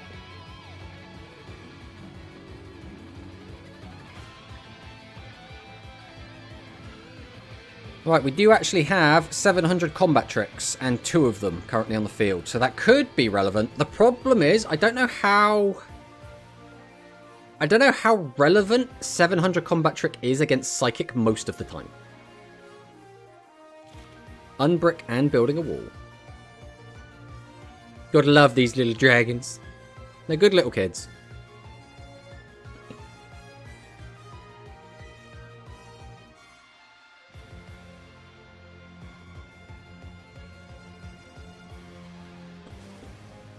If Dragon Fusion, like the Dragius deck, could just get one of them into the graveyard for free, like this deck can, I would play them in that in a heartbeat, just because you can then just fix your hands so easily, and it's just so nice. But you have to weigh up, like, what are the odds I can get one into the graveyard early? And then, because if you use their effects, but you don't get the special summon, they feel kind of ugh. So he sent Candy to the graveyard, searched the Psychic Upper, already used 2 fusion, so he has to have just drawn the 3rd fusion with 15 cards left in deck. Or I suppose he could have Star Restart, which would be a 1-of. So it's like, has he drawn the 1 of Star Restart? Has he drawn the last fusion, so the 1 of fusion effectively left in the deck? Okay, so now, if he draws it, it's a lot more feasible, right?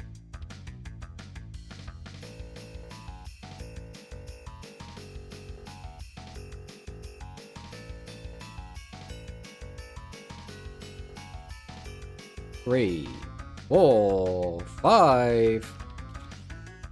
Right, has he drawn the fusion? No way Psychics, the best deck, lose to Flip Flap. He's drawn the fusion! Okay, the extra 2 cards apparently were very relevant. He has found the final copy of fusion. By the way, still 16 cards left in the deck. He's found all 3 fusion. Didn't search out any of them. This is a bit awkward. Chances are you still gain the 1,000 to get the extra body. Then it's, do you pay the 1,000 to boost them? You don't have to, but like if you're playing around my back row, you do have to.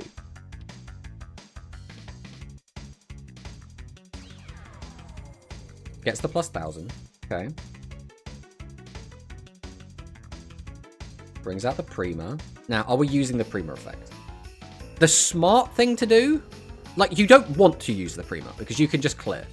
But like, if you're playing around specifically Fortitude, you have to use the Prima. Now, he hasn't seen Fortitude yet, so he doesn't know that I'm playing it. Like, I do have Fortitude Dragon, but that doesn't always mean you're playing Fortitude. Okay, he is playing around it. There's no way he attacks in the wrong order, is there? Oh my god, he's attacking in the wrong order. Hold.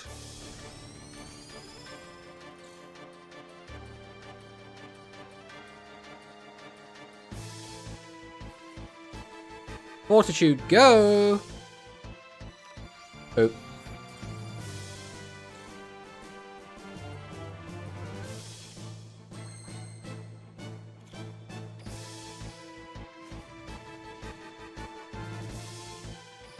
So, we reduce the attack. Does it matter? We need to use the Phoenix Dragon. Which card do we send? Again, I don't think it matters too much. We'll just send this. Grab this back to hand. Summon out Triad. Activate Triad. Activate Jags Inferno. This is a card that's been on the field forever, so it shouldn't be anything anyway, but we'll pop it anyway just in case. Tribute 1. Tribute 2. Summon this guy. I mean, we have lethal. We don't need to drag this out, right? We'll just swing. Well, we actually managed to get a win into Psychic somehow, so that's cool, I guess. Greed. Hello, Mono. Rage quit because of greed. What was the greed? Which part was the greed? Oh, the attacking in that order. Right. I am now on the same page. I am now indeed on the same page. The thing is, it wasn't even like the damage is the same. Like, it was just silly not to, right? Like, you don't do more damage. You see one bigger number appear on the screen. That's about it. The damage I take is still both of his monsters minus both of my monsters. Yuga Odo. That's a little bit scary. It's a Yuga skill. So this could be spellcasters. It could be the Max. The old Magnum Overlord.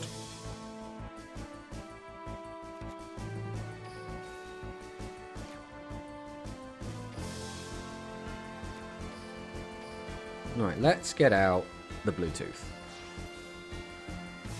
All set, and we'll pass. Let's see what he's got. That's gotta burn for the psychic guy. And then the quantum emote, I love it.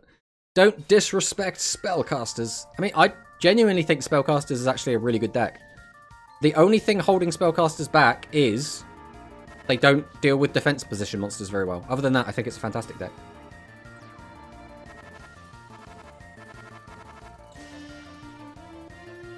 How much of this combo have you just hard drawn, is my current question. Have you just hard drawn the Roadstar plus the fusion?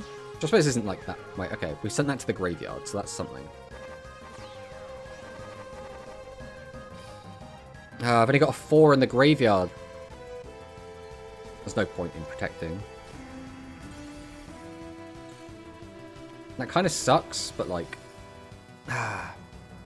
If he didn't have the Light Sork, we would be in a really good spot there, but, you know, he had it, so...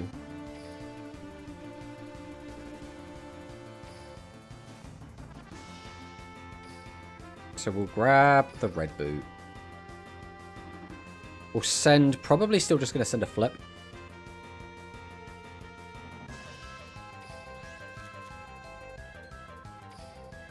We got that, so we could summon this. Gets the extra body. Do I even need the extra body here? I mean, I'm not attacking with another guy anyway, so I don't think it matters. So we'll go Slugger. Slugger effect. Bring back Pitcher. Then...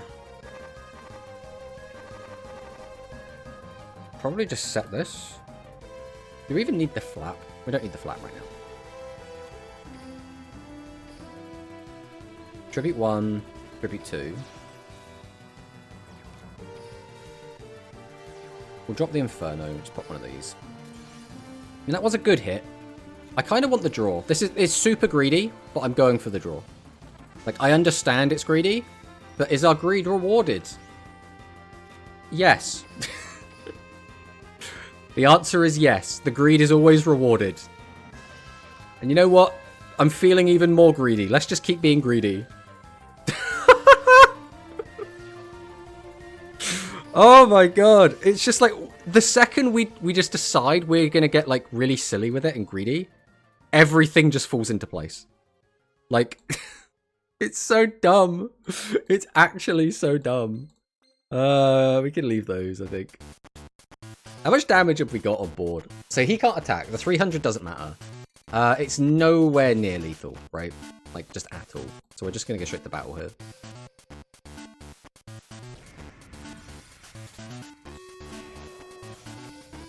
Well, okay, we're fine.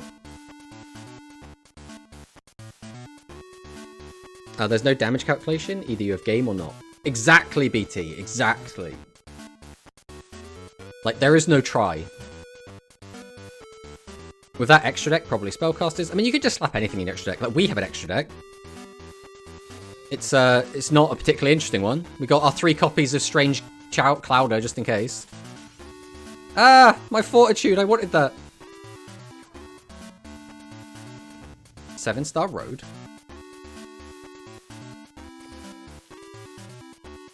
We've kind of already gone through half of our bosses as well. I don't think we have any searches left, because we went first. Which means now we have to hard draw our bosses to actually keep going. But, if all he does is 7's Road Magician, he can't clear both of ours.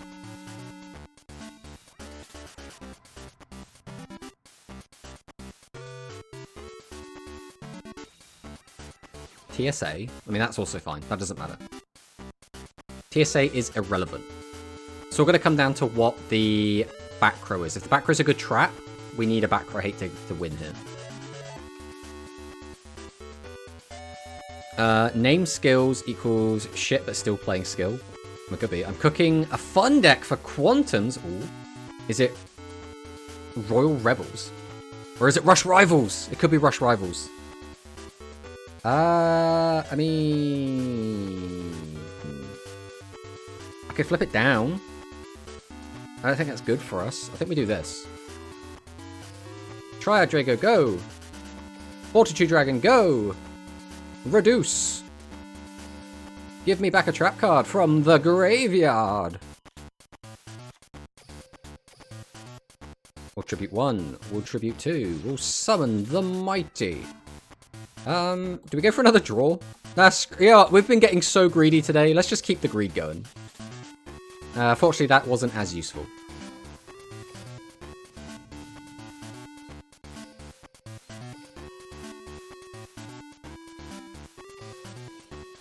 Pop.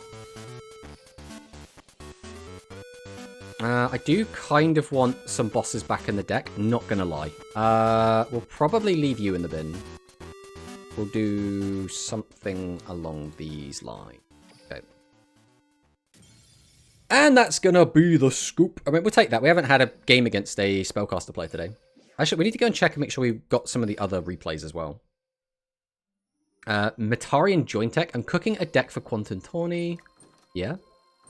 Now trust. It's something you wouldn't expect from me. Okay. What would we not expect from Hikari?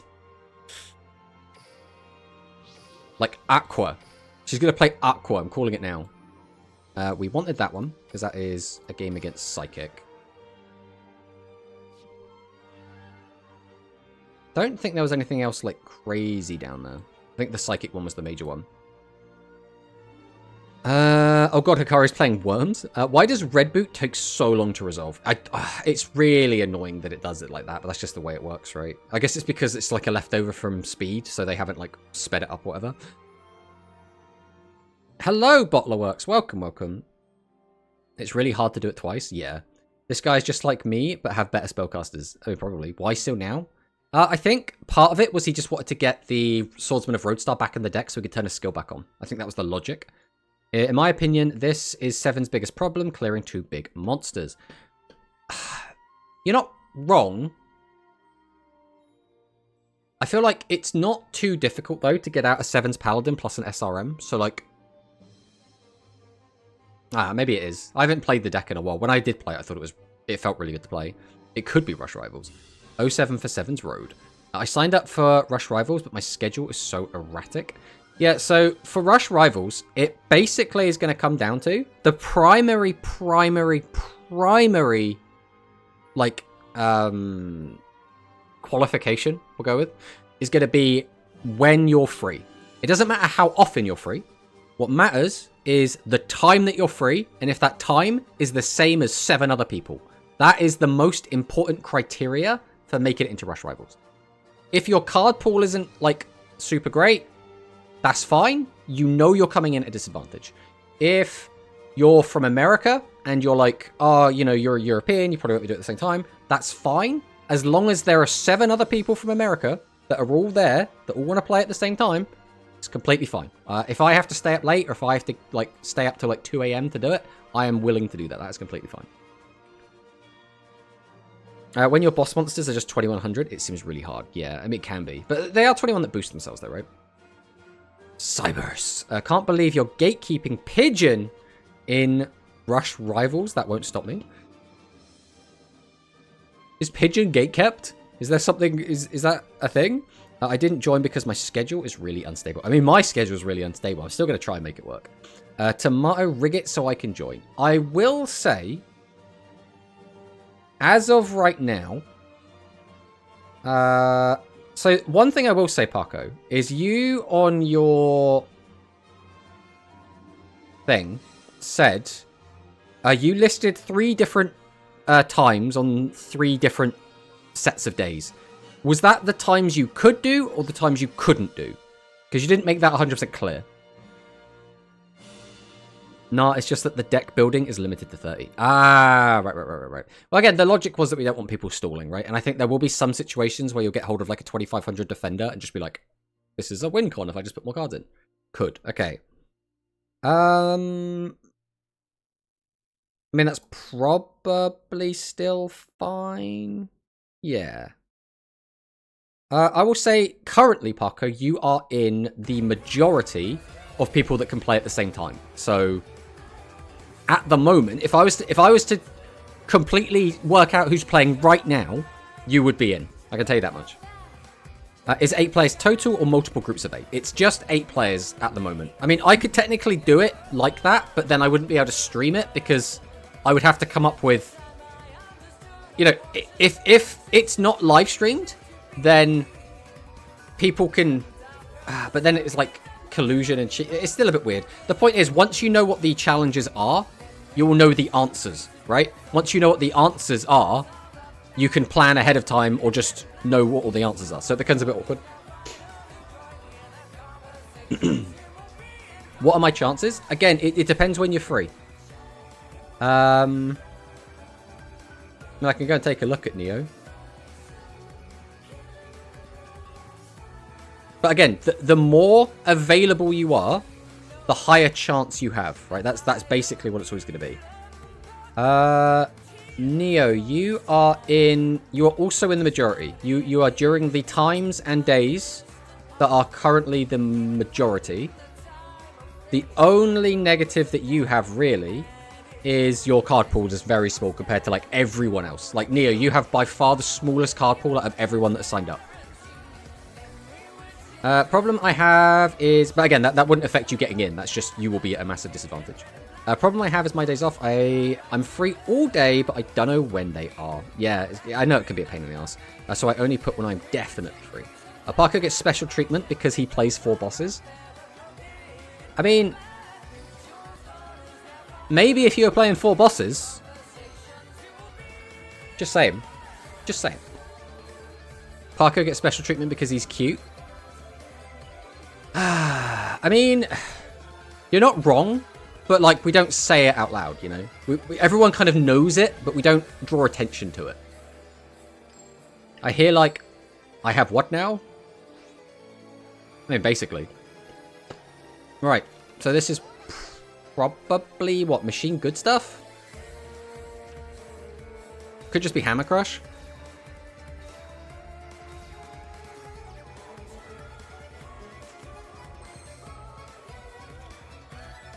I'm going to slam a Beta Burn. And I guess by extension, I'm going to slam a Fortitude as well.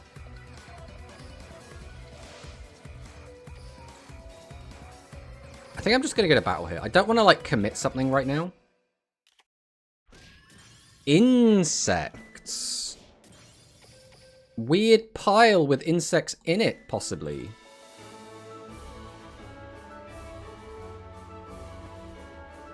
Why would you play Necroman the Third? So you've got to have bugs, otherwise you wouldn't have Polygon. What is the logic behind having Necroman the Third in here?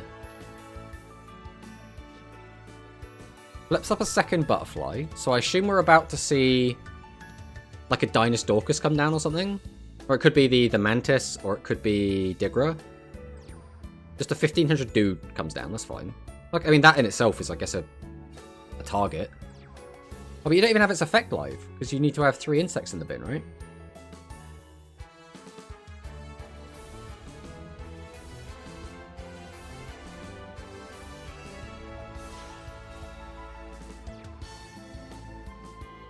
He's just a chill guy. He's like, Jointech Rex doesn't do anything so my opponent hasn't got any back row. He's like, Butterfly doesn't do anything so I don't have 3 insects in the graveyard. I mean, we take some damage here, but like... This is kind of just fine. Now we can grab out a boss. And actually start...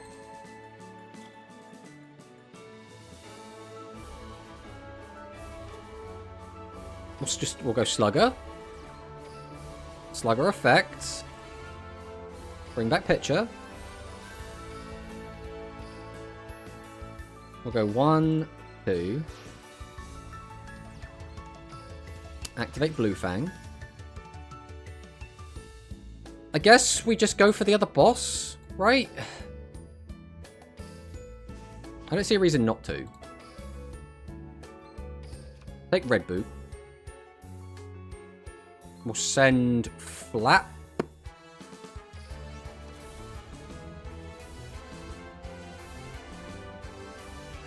What could the back row be that punishes me? I don't think there's much of anything. We'll use Fortitude Dragon, reduce. Tribute 1, Tribute 2, summon out this guy. Set this. Activate red boot.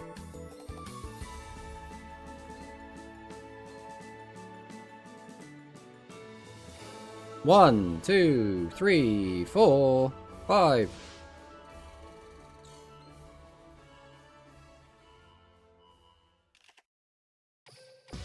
Go get him, champ. 29 to the face. So we could have got an extra 400 damage in. We couldn't have gotten any more because we used the sports dragons, which means we couldn't attack with any 6 or lowers. Look at this dude trying to salvage any decks he can find. What is this deck? Earth type? I mean, I think it's like insect plus earth machines. I guess the logic behind Necroman is you can use the skill to put 3s in the bin, or put specifically Craft Roll in the bin. So you can get that back as just an extra body. I mean, losing Fortitude, like, it's kind of whatever. We're getting Intruding Beetles with nothing to pop just for the discard draw. Bro is fishing right now. Summon out Dramoth. We're still digging. We're still digging. He's like, there's an answer in it. We're going to find it. We go for the Necroman. Straight to battle. I respect it. He knew... He could have just gone defensive. But... if we find a flap, he's just dead. And if he knows that, then... you know, it gets a bit awkward. Woo, insect budget next best. The actual insect deck, I think, is actually not that bad. All I really want for insects is just give them a skill that does, like, something really, really basic, right? Like, change the type of one of your opponent's monsters to insect and reduce that monster's level by 1. That's all the skill has to do. And I think insects become a playable deck. Like a straight up, like, tiered deck. I think it would be really, really cool if you just give Dynastalkers the ability to pop fusions. Or, you know, specifically level 9s.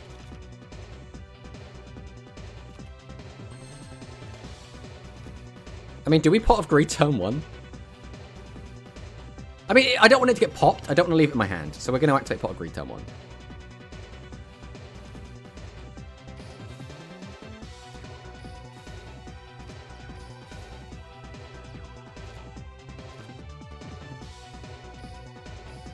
Let's set this over these. And we'll set. Just because if he is playing the Dragon Fusion skill, I don't want to give him a free activation.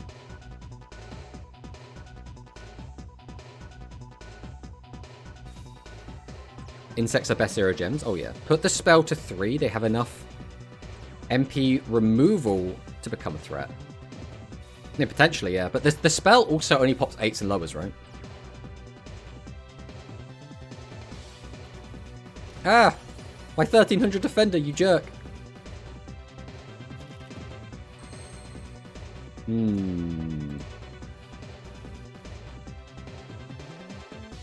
mean, we can't just sit in defend forever, right? We've got to make a play. We'll go Inferno. We'll pop one of his back row.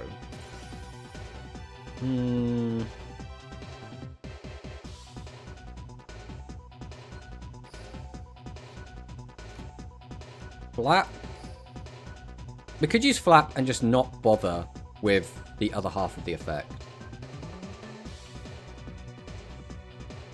But, like, I think we might as well get the search anyway, right?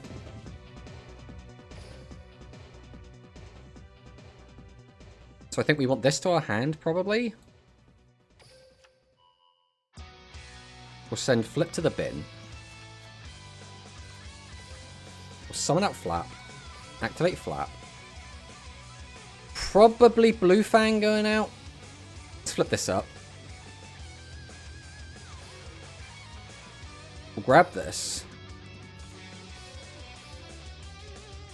Tribute 1. Tribute 2. Summon out Beta Burn. Activate Beta Burn. Activate Blue Fang. Activate Red Boot.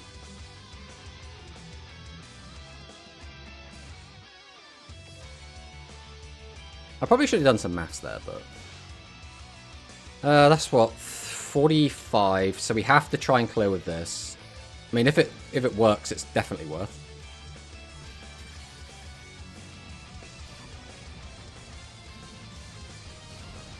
Hey! I mean, it's just one of the, like, that was a good example of where Bluetooth can be busted, right? Bluetooth isn't always going to be busted, but it can be, right? It can be pretty crazy. Like, it's scary to think that if we gave it a little bit more support, it could kind of be disgusting. Come on, give him cog. But Paco, I am the cog. Yeah, we'll do that. Why not? No, he must earn it. Get second flying Kamakiri. Red boot best deck. So, fun fact, actually. We need 2 more games. Let's get 2 more games going.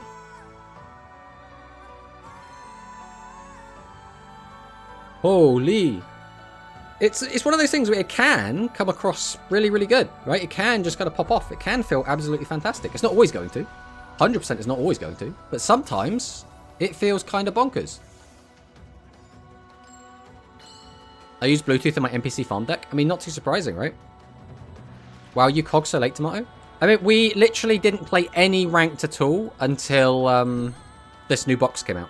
And the literal only ranked games we've played have been on stream. That's literally it. We're apparently an ad break as well, so y'all get to enjoy that.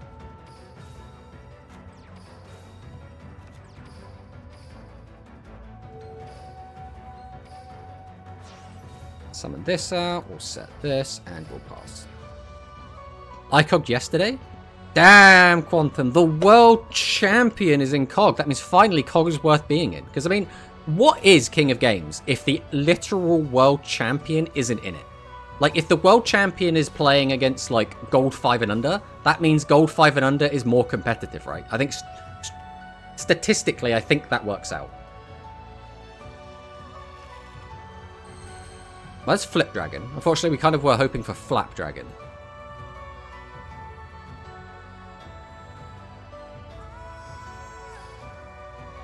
I mean, sure, we'll go for it. We'll use the skill. I'm just going to grab Flap. Just because I think this is the more funny way to do this. I don't really want Flip in the graveyard, if I'm honest. So, goodbye, Beta Burn. I summoned the Flap Dragon. What do we currently have? Do we have... No, we don't. Okay, yeah, you're going in the bin.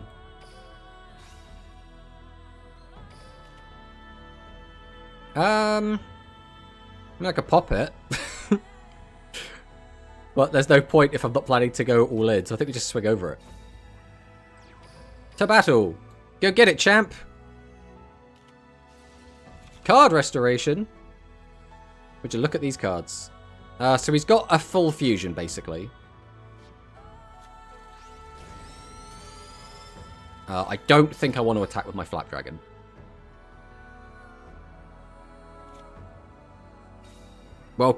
World Champ can decide when he cog. Exactly, 29 wins. Quantum's been waiting for a dragon meta so he can cog with Buster Blader forever. Probably. I mean, Buster Blade is just kind of awesome, really, isn't it? I can't wait till we actually get the other Buster Blader support. I think when we get the other level of waves of support for it, it's going to actually be kind of bonkers. Wait, are we? Wait, no, you can't just do that. Oh, you're going to swing over Flap Dragon is the plan. Should I just protect my Flap Dragon? It's got to be like the objectively wrong play, but it's really funny. It's really funny. It's another Flap Dragon! We'll change this to defense.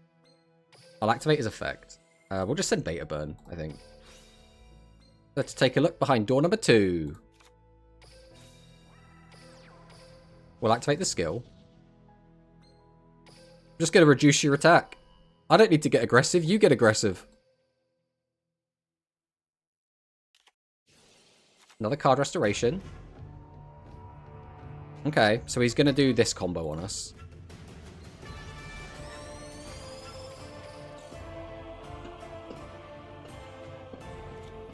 3 or 4, I think, I trolled with Hero Blader. Buster Blader is epic. You can play hero cards with Buster Blader's skill, but it's not very good. Sag. You can flip both. Could summon red. Then summon other flat, pop both. Yeah, I mean, you're not wrong. Especially if we don't think he had any good traps, which we kind of saw his hand. So the one card he drew was the Pot of Greed. And then he used that to get 2 more cards.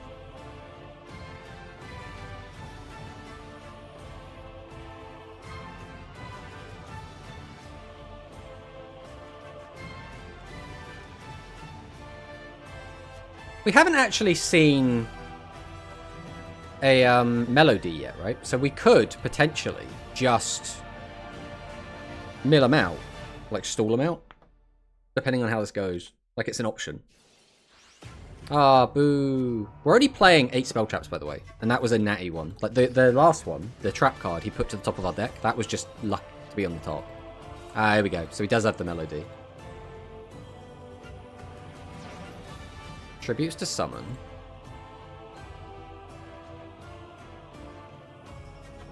Okay, so he's going to get the free plus.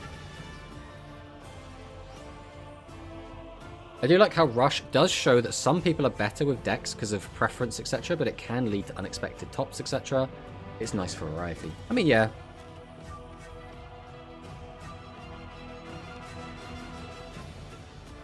Grabs the candy, summons the candy. We have been playing this a bit fast and loose. We haven't like been playing this in a super competitive way. Like we wasted our legend trap. I don't know. If we didn't use our legend trap, it would have just been sent to the top and destroyed, right? Because he just milled it with thingy. Gains the 1,000. Brings that back. I think there's still a good chance we could probably just mill him out. Like, he's drawing 4 cards. He's going to have 2 cards left in deck, which means there's a 3-turn clock. All we have to do is somehow survive for 3 turns. Because he's going to put one of our cards back. Oh, no, because he could probably... He'll put a card back, get back something else. Or he'll tribute summon a psychic upper and then use it. Yeah, I think because he's got Candy Live, we can't stall him out. I don't think that's going to work. All of his guys are so big. It does make this very difficult. We can't realistically get a big enough reduce that Bluetooth is going to do anything. We haven't seen any of his good traps, so his back row's probably full of good traps. I think we're fucked. I don't think we can win this anymore, but we'll do what we can. Just going to go flip. I don't think it matters what we do here. I'm pretty sure we're dead, like, no matter what we do. No, let's just go next. We can't play through this. We realistically can't beat this.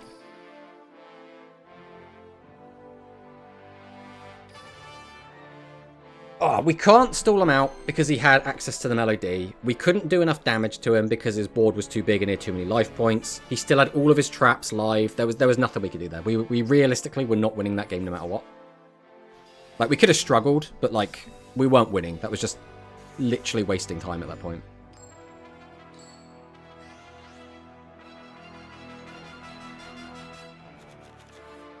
Okay, let's see what this opponent's got for us. I'm really not a fan of these hands we keep getting, not gonna lie. Tribute 1, Tribute 2, summon this, set this, pass turn.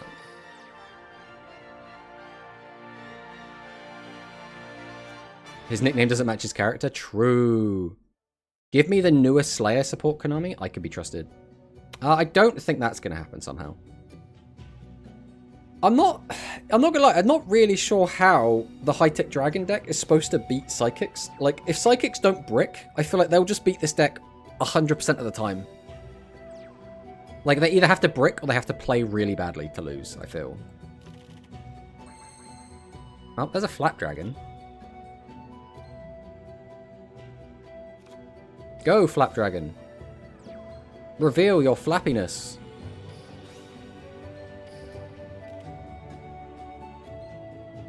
mean, I kind of just want to leave the Flap Dragon on the field, if I'm honest.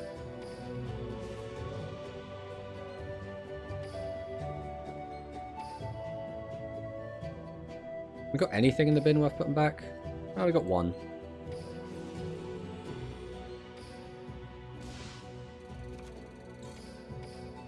Go get him, champ.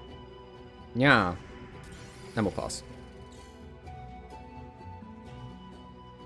I mean, there's a ton of new support that we're waiting for that will make a lot of decks playable, right? I mean, the plant stuff shouldn't be far off, right? The noodle fusion stuff shouldn't be far off. We should be getting that stuff, like, sooner than later.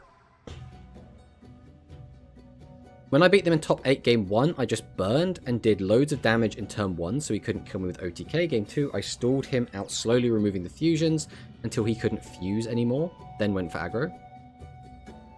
Oh, don't put down a second one. I could have protected one, but I can't protect against the second. Yeah, that's fine.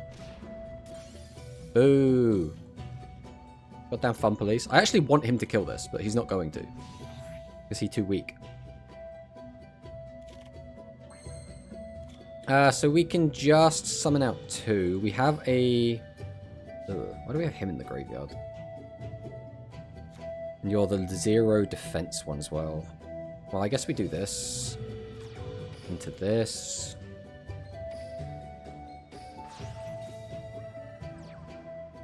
I could search Flap. I mean, it's potentially lethal. But it's my last search, right? Have we used search yet? I don't think we've used search. That's screw it. No, we went first, right? Yes, it would be our last one. Nah, we'll play it safe. We'll play it safe.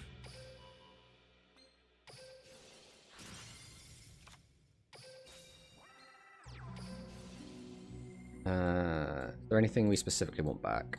I'll take those 2.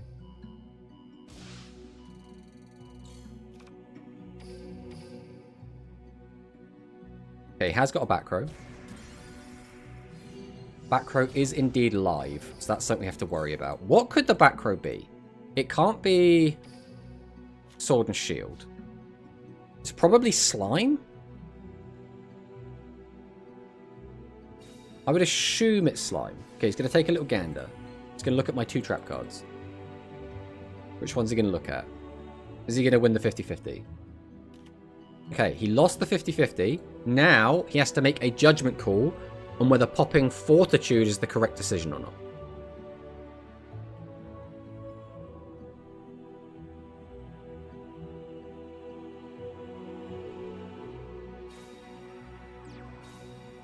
Okay. Okay.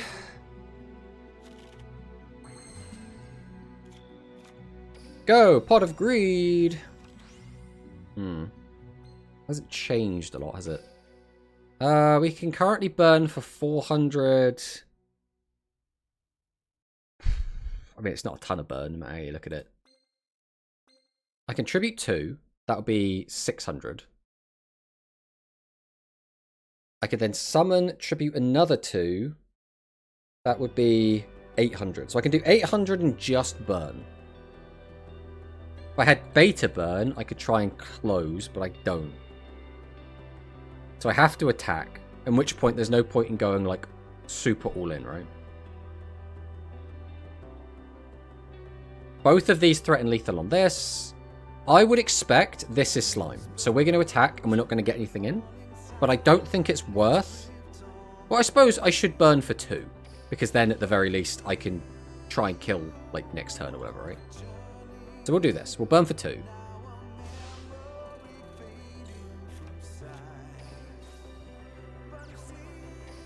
I guess we'll do this and reduce the attack.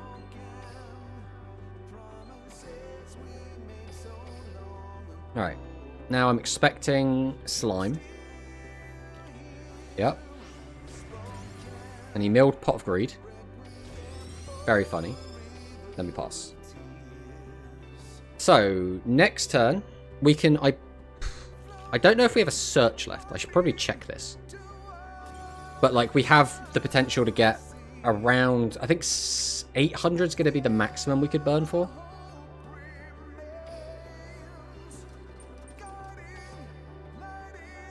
It's one of those weird ones where I don't think that is worth saving a replay for, because like just nothing really happened. He just went defense mode for ages and never did anything. So like it's kind of a non-game.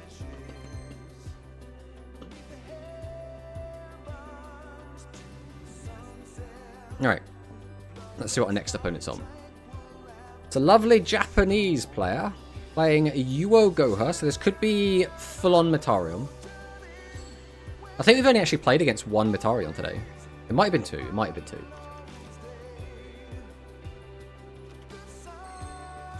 Well, there's Dragon's Fortitude. That's, you know, something.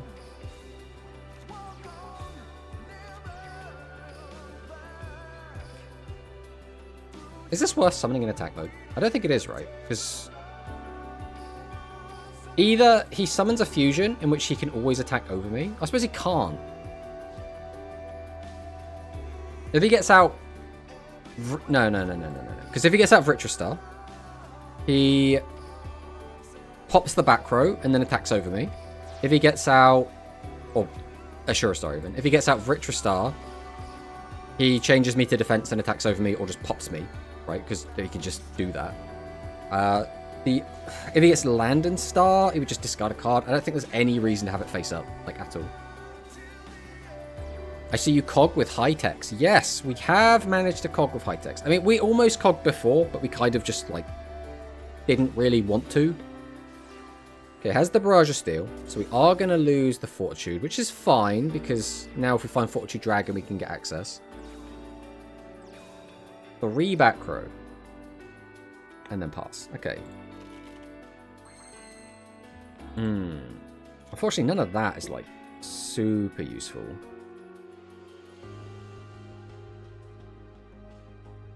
I mean, do we go for the pop? We don't have flap at the moment. We can get flap. Flip it up, go for a double pop, potentially go for lethal. I mean, at the very least, it will 100% force out a back row. I think that's worth doing.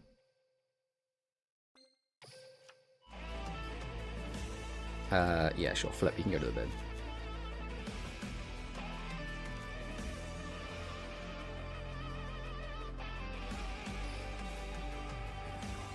Activate the effect. Probably don't need you. Flip this up. Flip this up. Then I guess we'll go for you. Do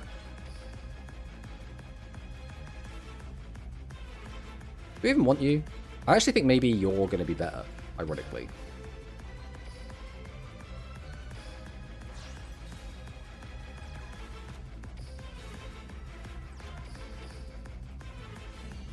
Okay, so this will force out that. Turn 1, by the way. Always the turn 1 negate attack. 100% of the time. I mean, we had to go for it, right? It was a potential lethal push. Type change beam. So what are you doing? You're changing me into spellcasters? Oh, into warriors. Oh, are we just going to do the silly play? Are we just going to do the silly OTK? Is that what we're doing here? Okay. So that means you hard drew fusion. You hard drew 1, 2, 3. Okay, yeah. Okay. I get it. You're cringe. And this, ladies and gentlemen, this is why we don't like type change beam. Because it's cringe. It's just cringe.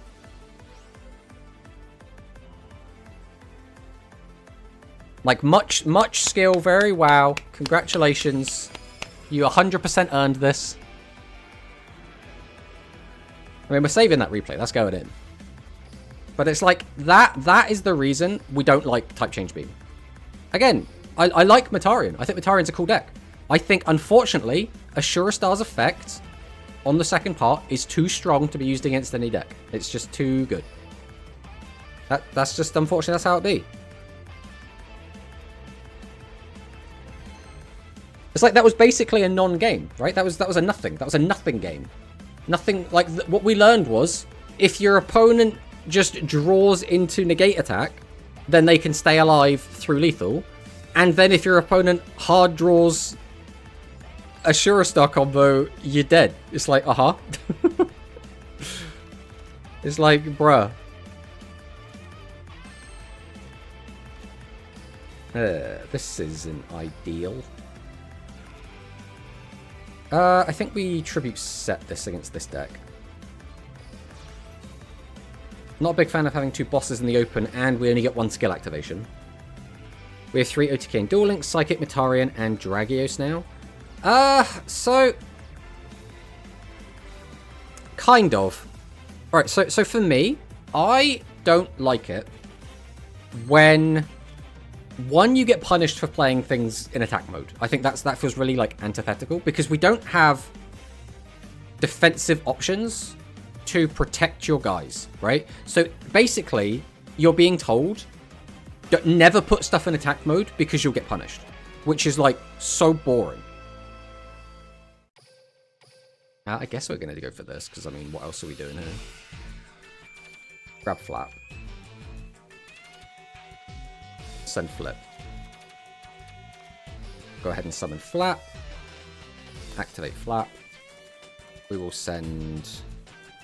We have so many bosses in hand, bro. How have we got so many bosses in hand? Let's flip this up. Yeah, sure. We'll summon this out. I always don't want to play anything. I'd almost rather leave these 2 on the field and then just swing in.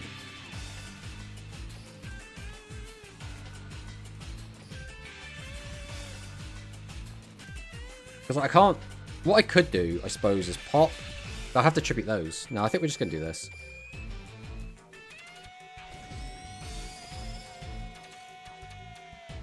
So what limits should Dragius, Psychic, and Metarion needed?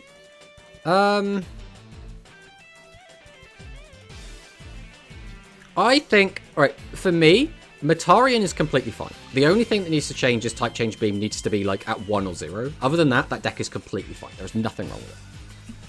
With Dragius, it's awkward. Because the way that Dragius actually feels unfair is when you are able to summon out a fusion next to a regular boss monster. I think that's when it like pops off. Like if you summon out like a Dragius next to a Mirror Gearstar, that is disgusting. Mirror Gearstar on its own is still really good, but like it doesn't end the game on its own, right? It can close the game if the game's been going on for a while, if your life points are already quite low. It can be a good finisher, but it won't OTK on its own, typically. The difficult thing is how do you stop them from getting out a boss and a fusion boss at the same time? It's very, very difficult. I mean, this kind of sucks, doesn't it? Like, what are we doing with this? We could summon this. Do we even have... No, we don't even have that. Ugh. I mean, I want to clear his board.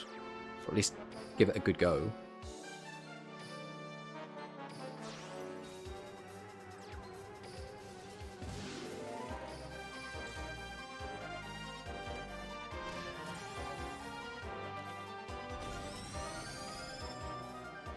Hey, Alex. I destroyed Golem with Harvey. Nice, nice. Dragius Star win incoming. I mean, potentially. Dragius just changed skills so you can only search card once and not both beings the same turn. I don't know if that's... Maybe.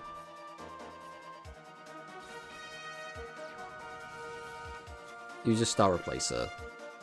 Okay, so I think we're about to see a Dragius Star hit the board.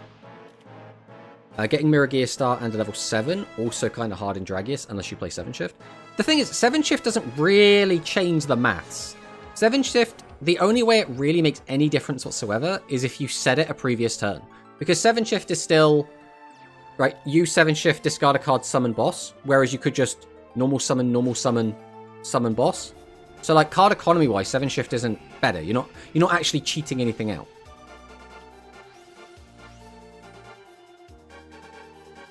Ah, we are dead.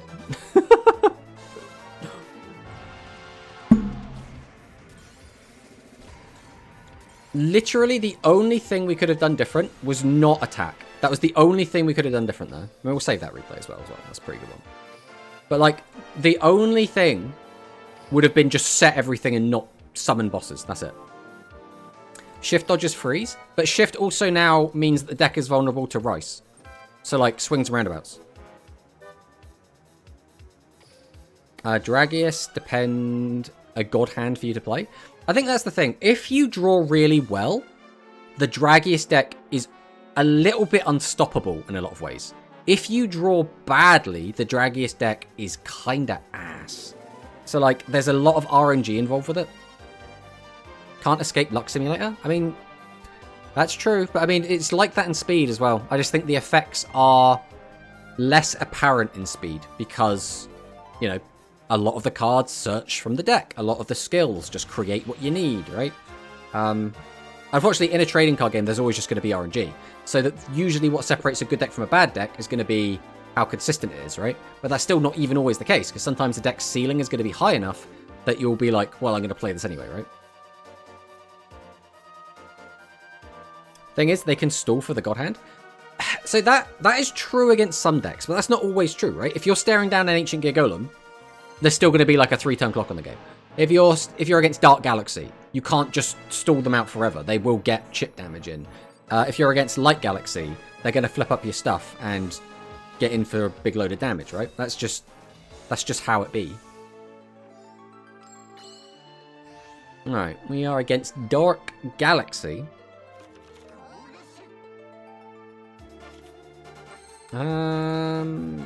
Suppose we'll do this, this, and this. Unfortunately going first again, which means we only get one search, which is really not ideal. It's a really weird one. I feel like this skill is like weirdly balanced. It's my dragon's fortitude. Hey, Serena. Welcome on in.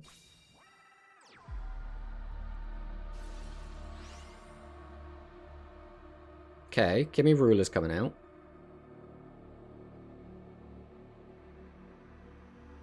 So potentially a direct attack. 2 direct attacks.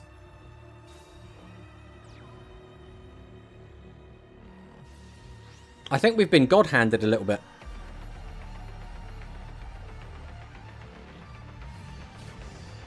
Wait, do we use it once?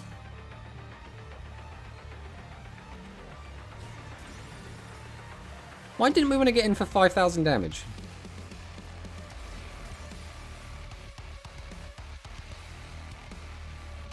Only normal summon. Right. There we go. What do we want to do here? I think we always need to use this. We'll grab out Red Boot and send to the bin. I don't think it matters. We're not using Flap. I guess I'll grab Beta or send Beta. We can flip that if we want to. Maybe I should have just used that then because I'm going to get that anyway. I don't think it necessarily matters one way or another. We'll summon the Triad. We can flip up Fortitude. The thing is, even if we get the reduction, because we've searched, we can't get another boss. And there's no way we get it down by 1100. So that doesn't really matter. Guess we go Fortitude, reduce the attack of one of these.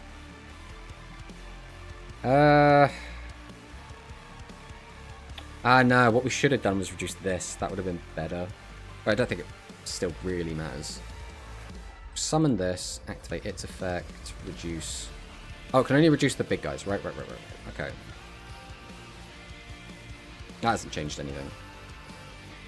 Man, we are really struggling here. If we'd gotten out a second boss, this would have actually looked pretty good. But we didn't. So it doesn't matter. Chances are there's going to be Piercing Samurai, so I think we're actually going to summon this in attack mode.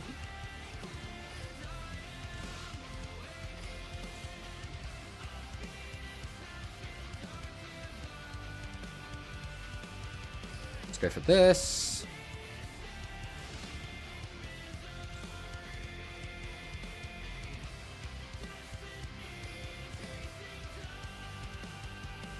Then we just swing in here.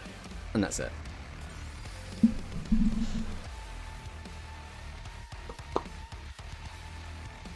Only normal summon, not special.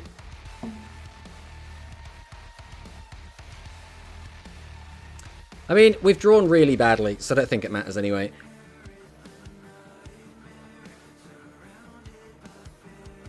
Like, if we had one more boss, we would actually be in an insane position, but we had to search this one out. We haven't drawn any others.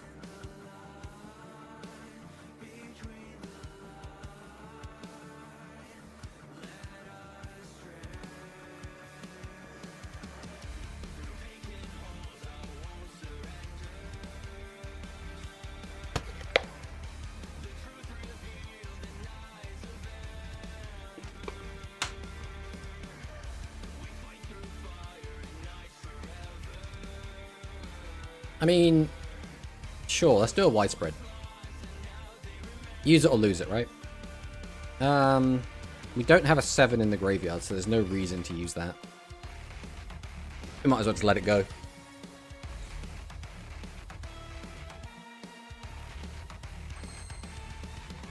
I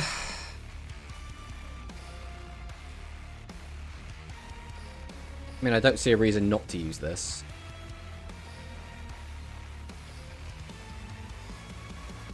We'll just shotgun an Inferno. Again, we're in that weird spot where I don't really want to slap a low defense monster onto the board.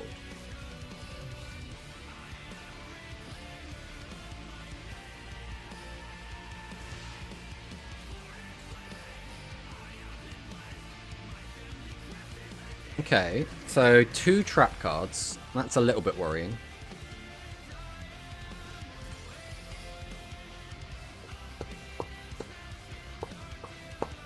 How could you widespread me? I thought we were friends. You're the one coming at me with a giant spear. Don't put that on me. Are we going to get Harvey'd here now?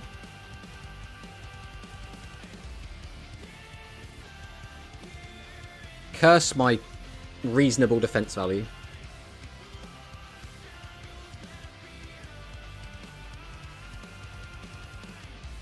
Yeah. Predictable.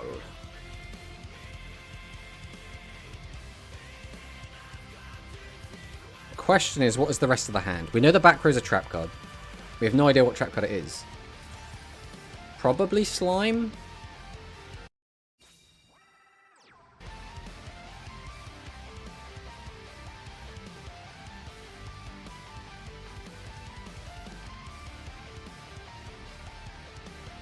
Okay.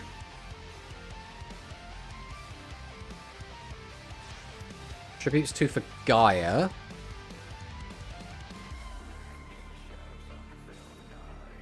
And then Talismanic Seal Array. Why Talismanic Seal Array? We want cards back in the deck? Because the reduction doesn't really change the maths on anything here.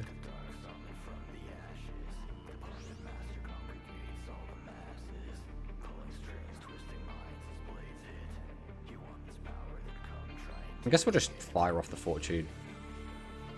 Like, I kind of just need guys, is what we're looking for at the moment. I don't mind losing this. This is whatever.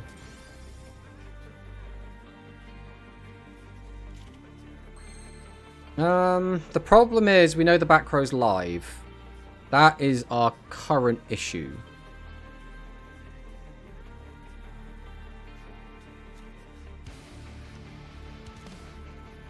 Look, we'll summon out Slugger. Activate the effect. Bring out Pitcher. We will set this. Tribute 1, Tribute 2.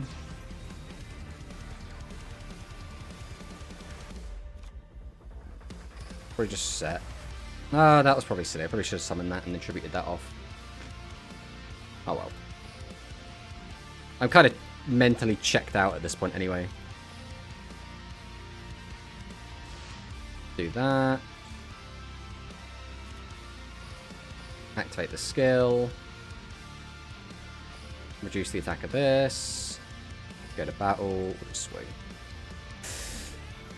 Ugh, I think we could have won if the back row was nothing, but I don't think we could win this. I'm pretty sure we're cooked.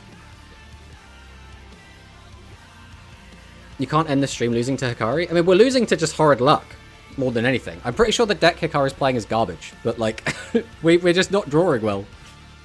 Like, we knew there was a back row there, so we needed a back row hate to get rid of it. We didn't find it. We haven't been drawing our tribute monsters. Like, we're basically just scraping the bottom of the barrel. And because we went first, it meant that we only got one search with the skill. So we're even worse down bad.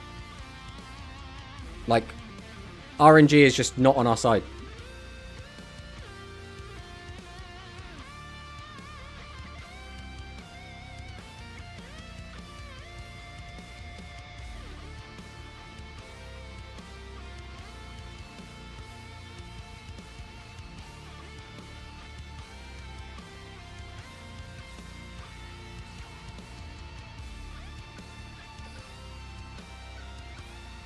So we still have to worry about slime. But slime should be pretty much the only thing we have to worry about. Yeah, we knew Piercing Samurai was coming. So we have played around it.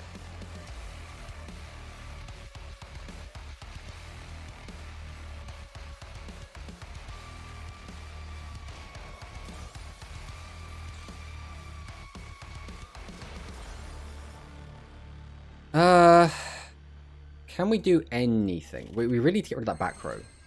Right. We really need to get rid of that back row. No. Couldn't work. Couldn't work this time. No boss as well, so we can't even, like, summon out the Triad Drago and go for a tribute play.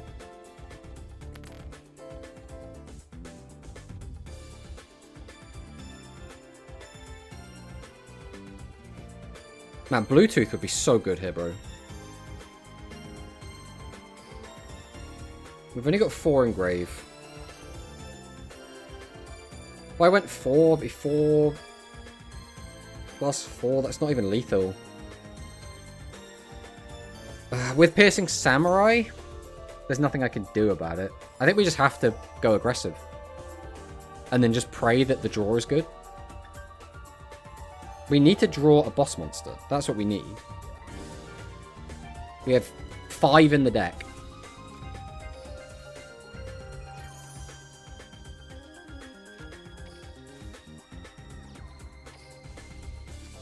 There we go.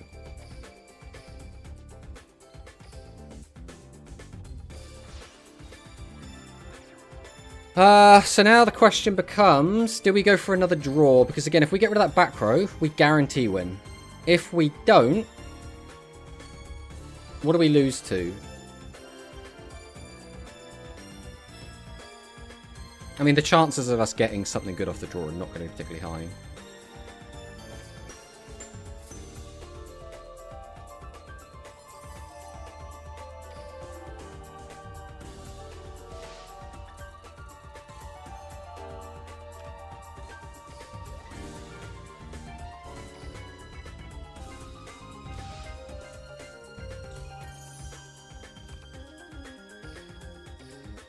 The issue is, if that back row is slime, I think we're just absolutely cooked here. Yeah, of course, of course. Wait, really? What was it? That had to be slime. That had to be slime.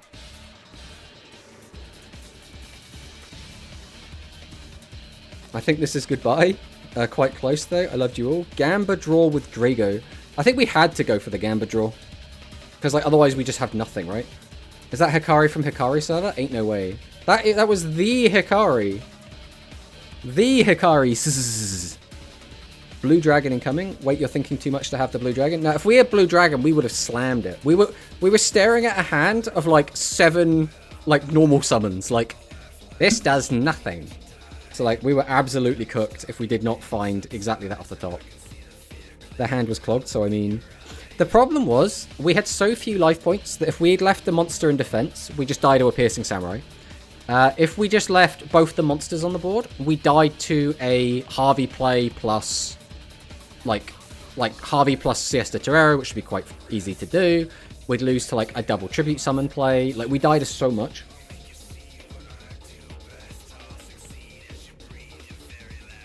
Now, by the way, I just watched your Dragons video. It's funny that you show 2 decks, but the duels show different deck than those 2. The duels... So all of the decks that we show during the videos are, like, from the start of testing to the end of testing. So the testing will drastically change over the course of the deck, right? We don't, like, lock ourselves into the one list and then just play that forever and ever and ever. If we update it, we do change the list as we go, right? I'm not going to, like, get to the final version of the build, then play another 30 games on ladder to find, like, 7 to 10 good replays. Like, I don't have the time for that. But hello, Zaki boys. Welcome, welcome. It was the reducing 400. What was your back row, Hikari? What the heck was that? Because there was a delay. There was something.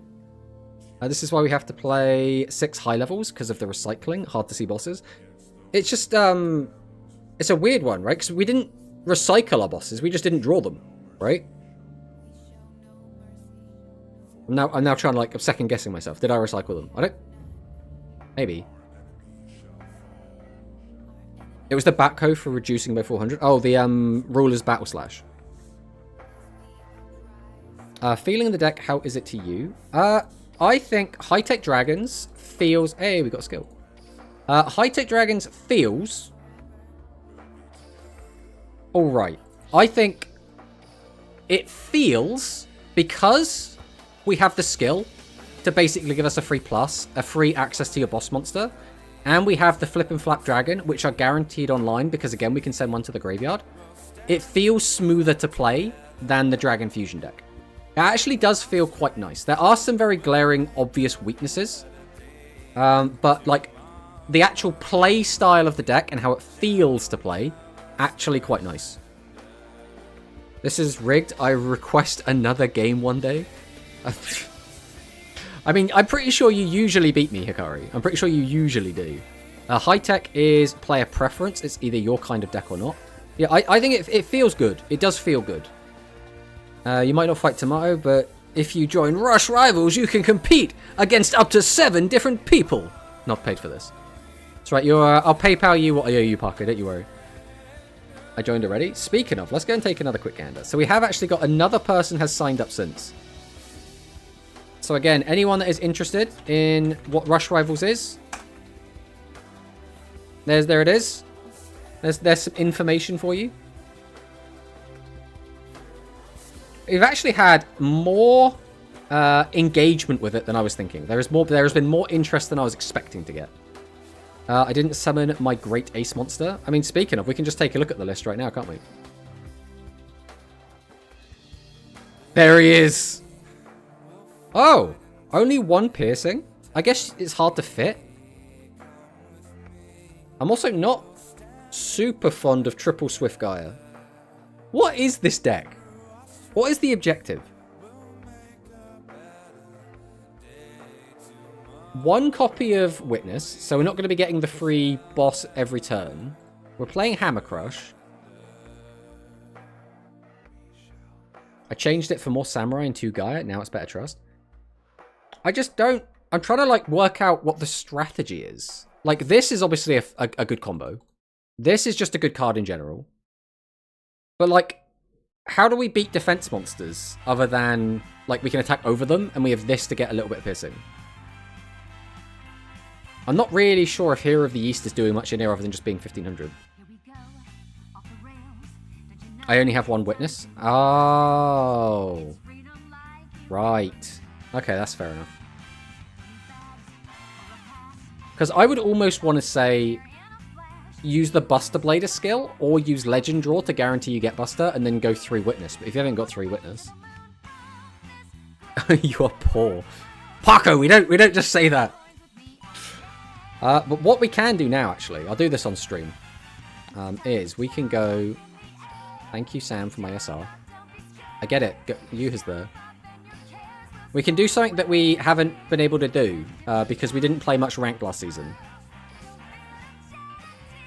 Wait, do we not have it? Wait, I need to check this. We haven't played the 48th game! Right, we need to play 1 more game, guys. We need to play 1 more ranked game.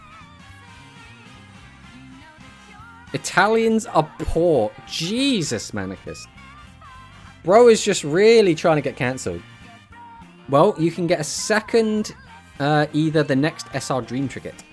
If maybe it wasn't on the Asana box. What's wrong with the Asana box? It was a cool box. It was full of useless cards. But the worm cards are cool. Like, I always would have gone into that box, like, just out of personal preference, to get the worms. I think the worms are really, really cool. Oh god, it's Ryan from the United Kingdom. And he's playing Yuamu. She hates Asana? What's wrong with Asana? She's, you know, she loves, riding machinery.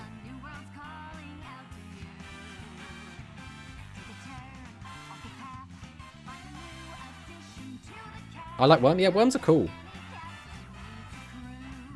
She hates Mimi as well. Do you hate any male characters, or do you just hate female characters?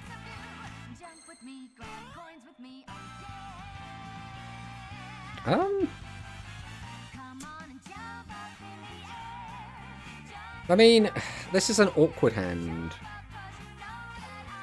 I think we're going to do this. I think we add Flap. And then we'll just send Flip. We'll summon Flap.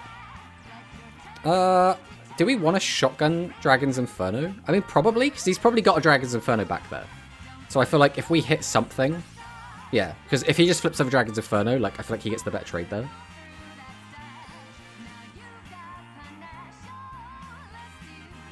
Let's send this.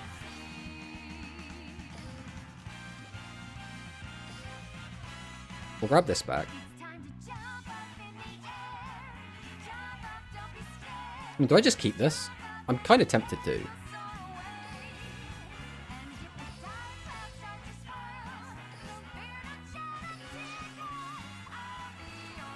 We'll summon out Beta Burn.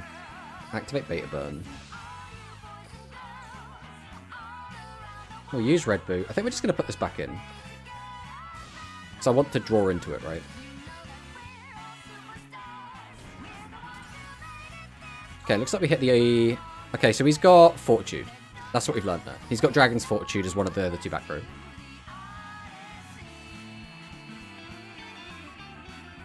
Go Rush version of Asana is so good, though. She's got long hair. So Murata, do you just like long hair? You don't like short hair on a female. Is that what I'm learning here? Hikari hates the 80s. But it was acceptable in the 80s. It was acceptable at the time. I hate everyone. No, only I just hate character with no sense ever. No sense. What do we mean by sense? What's the point of Burn Dragon? To burn. Makes no sense. Yes, very rarely does short hair fit the girl. I suppose, that's your opinion. I'm not going to say you're wrong. I think quite often I quite like short hair on a girl, but I understand. How is new Red Eyes? Red Eyes is pretty good. I've been enjoying it. I don't think the deck's like bonkers or anything, but it's pretty good. I've been enjoying it. Okay, we can flip it down and then flip that up. That is a line we have.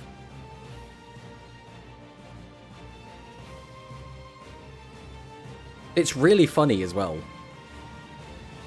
I could also, like, summon this, but then I wouldn't be able to tribute. Getting the draw would be nice.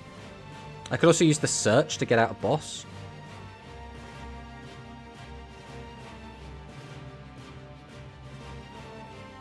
Right, let's do this. We're going to summon out Triad. I'm going to activate Triad. Yeah, that's good. Tribute 1. Tribute 2. Summon this. Then I'm going to activate Flip Dragon. I'm going to send Triad to the grave. Flip this down. Grab this. Then I'm going to activate Flap Dragon. And I guess we're sending this, right?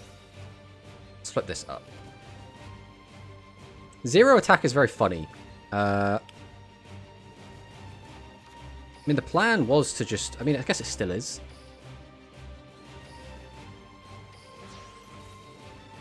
We still even have the skill. I don't think we necessarily need the skill, because I'd rather just hold it, but like we have it.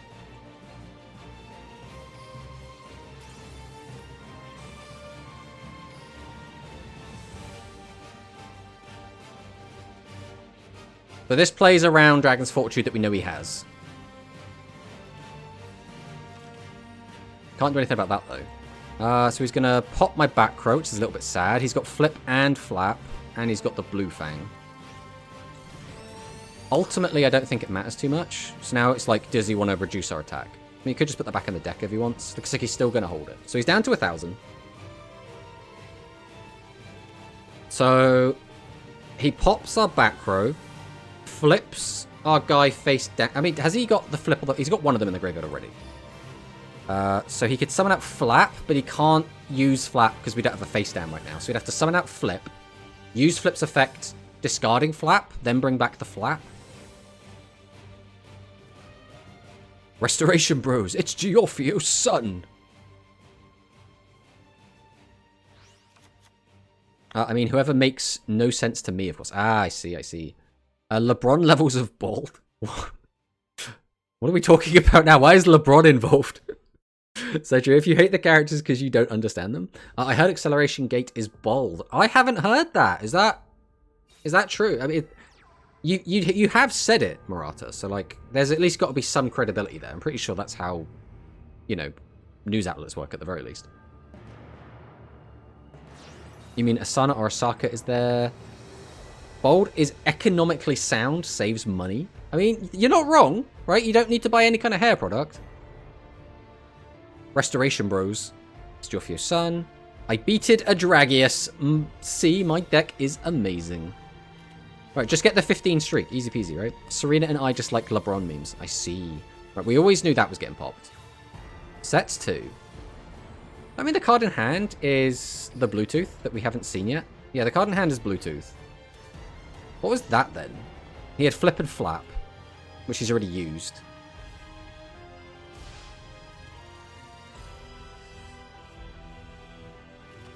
Has he kept a boss engrave? He hasn't, which means now his trap can do a maximum of minus 200, which makes it a lot less threatening. Alright, we'll drop the Inferno. Pop this one. Alright, so it's a 50-50 as to whether we hit the correct one or not. Ideally, we want to see not Fortitude, because we can play around Fortitude. Yeah, okay. That works.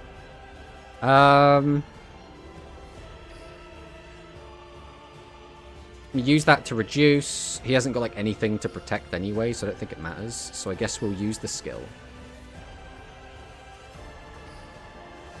We'll just grab Red Boot. And then we'll send... Again, I don't think it really matters. We'll just send this. We'll summon. Activate Fortitude. Reduce. Yes, I would like to set my trap card, please. Thank you.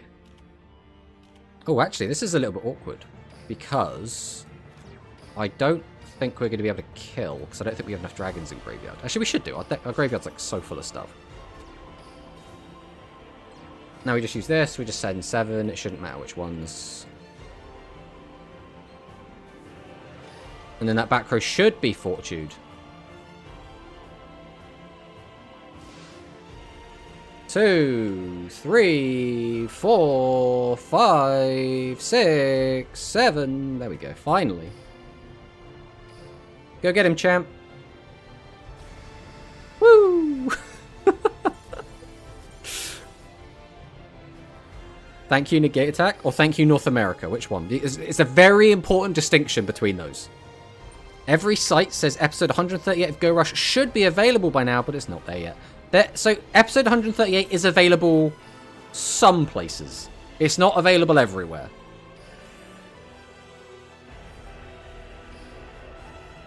It's North America. The mirror is who gets burned first. I actually think whoever goes first in the mirror is at such a big disadvantage. We'll probably save that one. That's probably worth saving.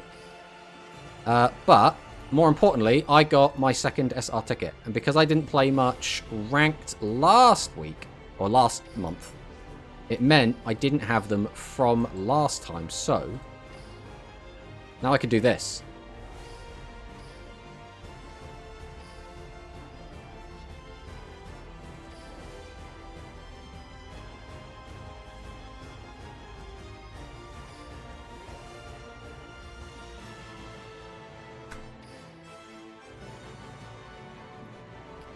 So now the question is, how the heck do we want to actually finish up this deck?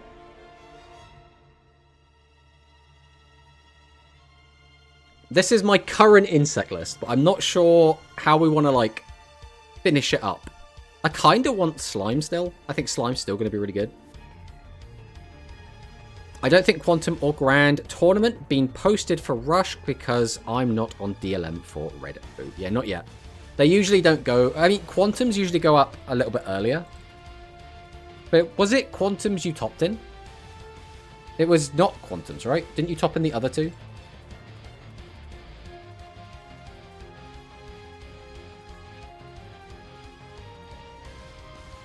Let me get this up. Was this you then? So this was Manicist, this was Manicist, and this was Manicist? I assume?